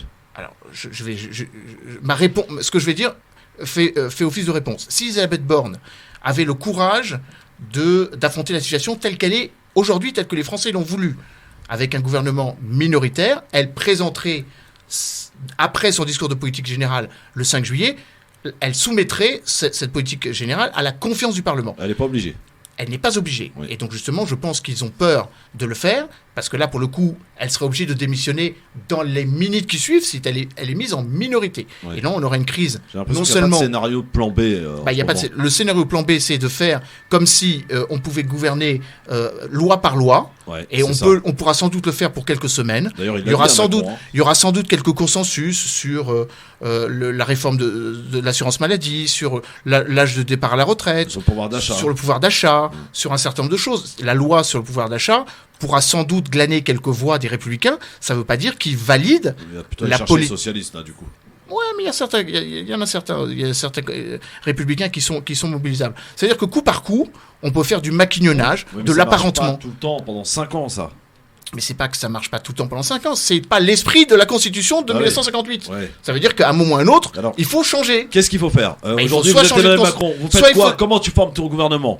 Ben là, on peut pas former le gouvernement. Là, il va être obligé. Il y a des ministres qui sont. En ce moment, les ministres ne font plus rien. Alors, remplacer les 3, c'est pas grand-chose. Les 4. 3 ou 4. Ben parce que Madame Pivet va sans doute briguer l'Assemblée nationale. Ah oui. Et donc forcément, il va falloir la changer. Que 4, tu ne fais pas un gouvernement. Non mais pour aller jusqu'au bout de ce que je crois être la pensée de Tariq. La première chose, c'est qu'il y a 4 ministres à remplacer, puisqu'il y a 4 postes non vacants. Ouais. Enfin, pardon, vacants. Ministère de la Mer, ministère... 4 personnes. Non, mais je me souviens, j'essaie de... ministère de la Santé, c'est pas un petit ministère quand même. Madame Bourguignon, ministère de la Mer, Madame Benin, Madame de Montchanin, je ne sais plus, compte public, je crois. Oui, c'est ça, oui. Compte public. Et le 4e ministère... Il m'échappe. Eh ben, c'est celle de Madame Pivet qui brigue l'Assemblée nationale. Donc, il faut remplacer ces 4 ministres. Pour l'instant... On remplace que les 4, selon vous. On remplace que les 4. Ad minima... C'est une obligation parce qu'il y a 4 postes vacants. Et on garde Madame Borne. Non, je termine juste, Christophe. On a quand même un petit peu oublié que le président, théoriquement, quand il a nommé son gouvernement, devait nommer de nouveaux ministres, des secrétaires d'État, qui n'ont pas été nommés jusqu'à présent. C'est vrai. Il n'y a pas de secrétaire d'État au transport. Par exemple, alors que les Français vont partir en vacances, on peut se poser la question. Ça fout mal un peu quand même. Où il n'y a pas de secrétaire d'État ou de ministère du logement. Ce qui, me semble-t-il, fait partie des préoccupations essentielles des Français. Peut-être pas pendant l'été, mais quand même de manière générale. Donc, à un moment ou à un autre, il faudra changer ce gouvernement ad minima. La vraie question, c'est est-ce que Mme Borne a la capacité politique de faire face à un tsunami politique contre elle, où tout le monde est ligué contre elle, même des gens de son propre parti. Et là, je pense que je lui donne franchement, quand le président n'accepte pas sa démission en lui disant non, il faut gérer les affaires courantes, c'est quand même un peu un désaveu. Et là, les ministres sont payés rien foutre en ce moment. Ils bossent plus. Hein. C'est un désaveu en creux. Et quand, dans le propre camp présidentiel, des gens se voient déjà à la place de Mme Borne, je pense notamment à M. Bayrou, effectivement, le sentiment qu'on est dans une logique de cannibalisation d'une bête qui est très, la bête saigne, et je pense qu'il y en a qui vont se manger Ça rappelle un film. Farid, écoutez Emmanuel, on est dans la merde. Bah écoute, c'est les Français qui ont parlé, les Français qui ont choisi. C'est le principe de la démocratie. Pas nous, mais plutôt le président et plutôt dans. Nous aussi. Les Français ont voté pour la cacophonie. Ben on l'a. Exactement. Voilà. Mais moi je pense qu'il faut respecter le choix des Français. Il faut en tirer des conséquences sur notre système démocratique. Alors peut-être pas sur notre système institutionnel, je pense qu'à mon avis il y a des leçons à tirer de ça, et puis sur la politique à mener. Je pense qu'à un moment donné on va retourner aux urnes, très clairement. Je pense que le président... On ne range pas la carte d'électeur. En tout cas avant les prochaines législatives. Tu sais, d'ailleurs hier j'ai une petite indiscrétion à vous donner. Un responsable d'un parti que vous connaissez, que j'ai vu hier, m'a dit on a demandé aux candidats de rester en campagne pendant 1 an. De ne pas s'éloigner du terrain. Et quel est le parti en question, on peut savoir un petit clin d'œil, il était là hier. Reste avec nous dans un instant, le quiz. Merci d'être avec nous sur France Maghreb 2 avec Emmanuel Dupuis, avec Tarek Mami et avec Farid Tabsamani. Si vous allez ce soir au Stade de France pour la finale du top 14 de rugby, si vous prenez les transports, il va falloir partir maintenant en fait pour être sûr d'arriver parce que il y a une grève assez importante et bien suivie sur le RER-D et le RER-B qui sont ces deux lignes qui vont et qui rendent donc accessible le Stade de France. Donc voilà, c'est une grève aujourd'hui, c'est tombé, voilà, c'est régional et ça nous embête fortement. J'en suis d'ailleurs directement Importé. Voilà, c'est ça. Allez, c'est parti pour un petit quiz pour terminer cette émission de ce vendredi. Très ludique aujourd'hui. À chaque jour, son émission finalement. Le quiz. Ah, c'est chacun pour sa peau. Emmanuel Dupé, qu'est-ce qui se passe? Non, rien, non, j'avais complètement oublié que Castres était en finale. Ah oui. Merci. Ah oui. Pourtant, c'est pas loin de chez toi, ça. C'est Ah oui, France Télé. quand même. T'aurais pu y aller quand même, et supporter Emmanuel. Bah oui, surtout que j'ai mon ami Philippe Folliot qui est un ardent supporter de Castres Olympique, je vais l'appeler tout de suite. Bon, on peut s'y retrouver alors. Vous pouvez avec Farid, vous pouvez vous arranger entre vous. Non, mais tu m'aurais dit ça. Farid, il est privilégié. Mais tu m'aurais dit ça il y a. Franchement, il y a 24 heures. Ah, bref. Ouais. Il aurait pu passer le coup de téléphone qu'il faut. Arrangement entre amis. Première question. Première exposition à Paris de quel peintre en 1901? Peintre français? Français, non, pas français. Picasso. Espagnol. Oui. Ouais, on est d'accord. Catalan. Oui, catalan. Qui termine français. Ouais. Bonne réponse, monsieur Mami. Quelle joueuse de tennis s'est hissée à la deuxième place? La Tunisienne Ons Jabeur. Oui, au classement mondial avec 4343 points. Et elle s'est retirée de tournoi où à son actif. Elle s'est retirée du tournoi où elle jouait avec Serena Williams pour la demi-finale, pour se préserver pour Wimbledon. Je suis très déçu qu'elle n'ait pas fait une belle performance à Roland Garros. Ouais, mais si ça peut la. Mais faire, numéro 2, c'est énorme. En tout cas, bravo à elle. Ouais. Alors, les Tunisiens, vous savez qu'est-ce qu'ils disent? Oui. Heureusement qu'on a une bonne nouvelle de temps en temps dans ce marasme qu'on a vivant. C'est plus une bonne nouvelle, hein. C'est un symbole qui est extraordinaire. Extraordinaire. Elle est jeune en plus. Oui. J'ai une question. Où est-ce qu'elle s'entraîne? Alors, elle a commencé à Tunis, tout. Ouais. Et là, en France, dans le sud, du côté de Nice. D'accord. Mais elle a fait toute la première partie de sa carrière à Tunis. Elle a des parents qui étaient déjà tennisman ou... Non, elle a des parents, je pense que c'était sportif. Non, mais on va l'inviter. Non, mais Farid, parce que quand il pose des questions, Farid, c'est jamais en fait, anodin. Ils sont sportifs, mais pas tennis. Pour être un sportif à cette échelle-là, c'est-à-dire de haut niveau, je suis désolé de le dire, mais c'est pas celui qui commence le tennis par loisir comme ça. Bon, troisième question. Le tennis au sport Tarek pour l'instant. Démarrage de quelle chaîne d'infos en 1994? LCI, bravo. LCI, bien sûr. 1994, ça date quand même, hein.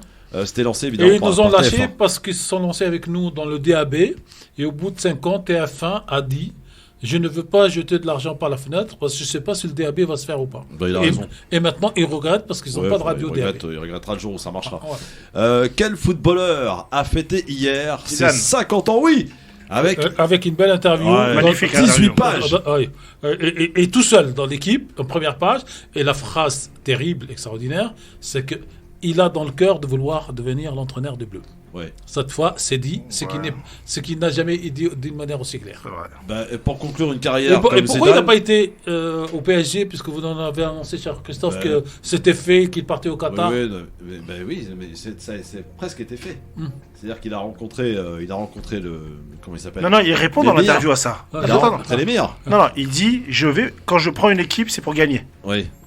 Ah, si, manière de dire PSG ne gagnera jamais. Non, il a pas dit qu'il gagnera jamais, mais manière de dire, je veux pas venir à Paris parce que je vais pour gagner. Or, on va pas se mentir, d'un point de vue de la probabilité. C'est extraordinaire quand même. Non mais Christophe, il n'a pas dit ça. Il n'a pas dit ça comme ça. Il a dit que pour l'instant, il y a 2 ou 3 équipes maximum qui pourraient entraîner, donc notamment le Paris Saint-Germain. Ah non, il a pas dit ça. Non, il a pas dit ça. Alors, on va la faire plus simple. Il y en a combien? Il y a 3 équipes. Non, il a dit il y a très peu. Il dit c'est compliqué pour lui parce qu'il y a très peu de clubs qui peuvent justement gagner et donc du coup pour lui ça se réduit à ces quelques clubs là. C'est tout. On va la faire très simple. Une carrière pour Zidane se conclurait par sa participation en équipe de France ou au PSG. Je pense que c'est l'équipe de France, on est tous d'accord, évidemment. Voilà. Alors, le joueur sénégalais a quitté hier Sadio Mané. Liverpool. Il part pour 3 ans. Oui.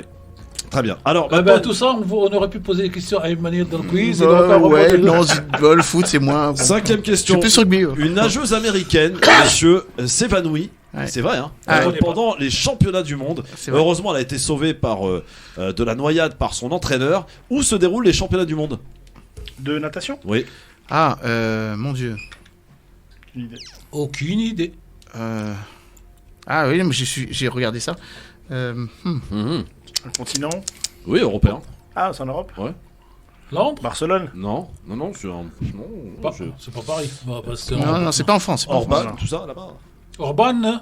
Roumanie? Non, pas Roumanie. Orban. Hongrie? Budapest. Budapest. Ah oui, alors messieurs, oui. Oui. J'avais vu l'image. On avait vu l'image. Je cherche un journaliste maintenant, producteur et animateur de télé. Il est né en 1964. Il nous a malheureusement quitté le 23 octobre 2012. 23 octobre. Ardisson? Non. Non, il n'est pas mort Ardisson. Pardisson, l'autre. Oui, il aimait bien les chevaux. Un Camargue, là, il faisait du cheval dans la Camargue. Journaliste ou acteur? Journaliste, producteur et animateur de télé. Il a d'ailleurs été dans le scandale de Jean-Pierre Elkabbach à l'époque sur France 2, enfin France Télévisions. De la rue, merci. Ah oui, j'allais dire de la rue, c'est lui auquel je pensais. Et enfin, je cherche un footballeur, encore et toujours, argentin, né en 1987. Non, pas du tout. Pardon. Et il a été 5 fois Ballon d'Or. Messi. Et il joue dans la plus grande équipe du monde. Messi. Bonne réponse. Sauf qu'il ne joue Rien pas. Que pour ça, sauf qu'il ça a vaut 50 fois. Sauf qu'il a joué dans la plus grande. Mais il ne joue pas dans la plus grande équipe du monde. Aujourd'hui, si. Non. C'était très foot. C'était très foot aujourd'hui. C'est vrai, t'as raison, Emmanuel. La plus grande, c'était très sport. Qu'est-ce qu'elle a gagné, le PSG? Pour l'instant, rien. Le cœur des supporters. Voilà. Ils gagneront tôt ou tard. Non mais attendez, laissez-moi me faire plaisir. Je vais galérer dans les transports pendant 2 heures. Voilà. Donc ils ont gagné le cœur de Christophe. Merci. Et c'est déjà beaucoup. Monsieur Mami, merci beaucoup. Monsieur Dupuis, merci. Monsieur Tatsalani, merci. merci. La semaine prochaine, on fait 16h15. Ça ira, Farid? Je vais essayer. Merci messieurs et bon week-end à tous. Restez bien branchés. Vous savez ce que vous faites, Christophe? Vous pouvez m'écrire un petit mot la semaine prochaine, vers le jeudi ou vendredi matin, cher? Comment, pardon? Envoyez-moi un petit SMS. Oui. Le jeudi soir ou le vendredi matin. Dites-moi, monsieur Mami, comment on fait pour être à l'heure? Ah, d'accord. Et je vous donnerai la réponse l'après-midi. Merci à tous. Rendez-vous lundi en direct sur France Maghreb de 18h.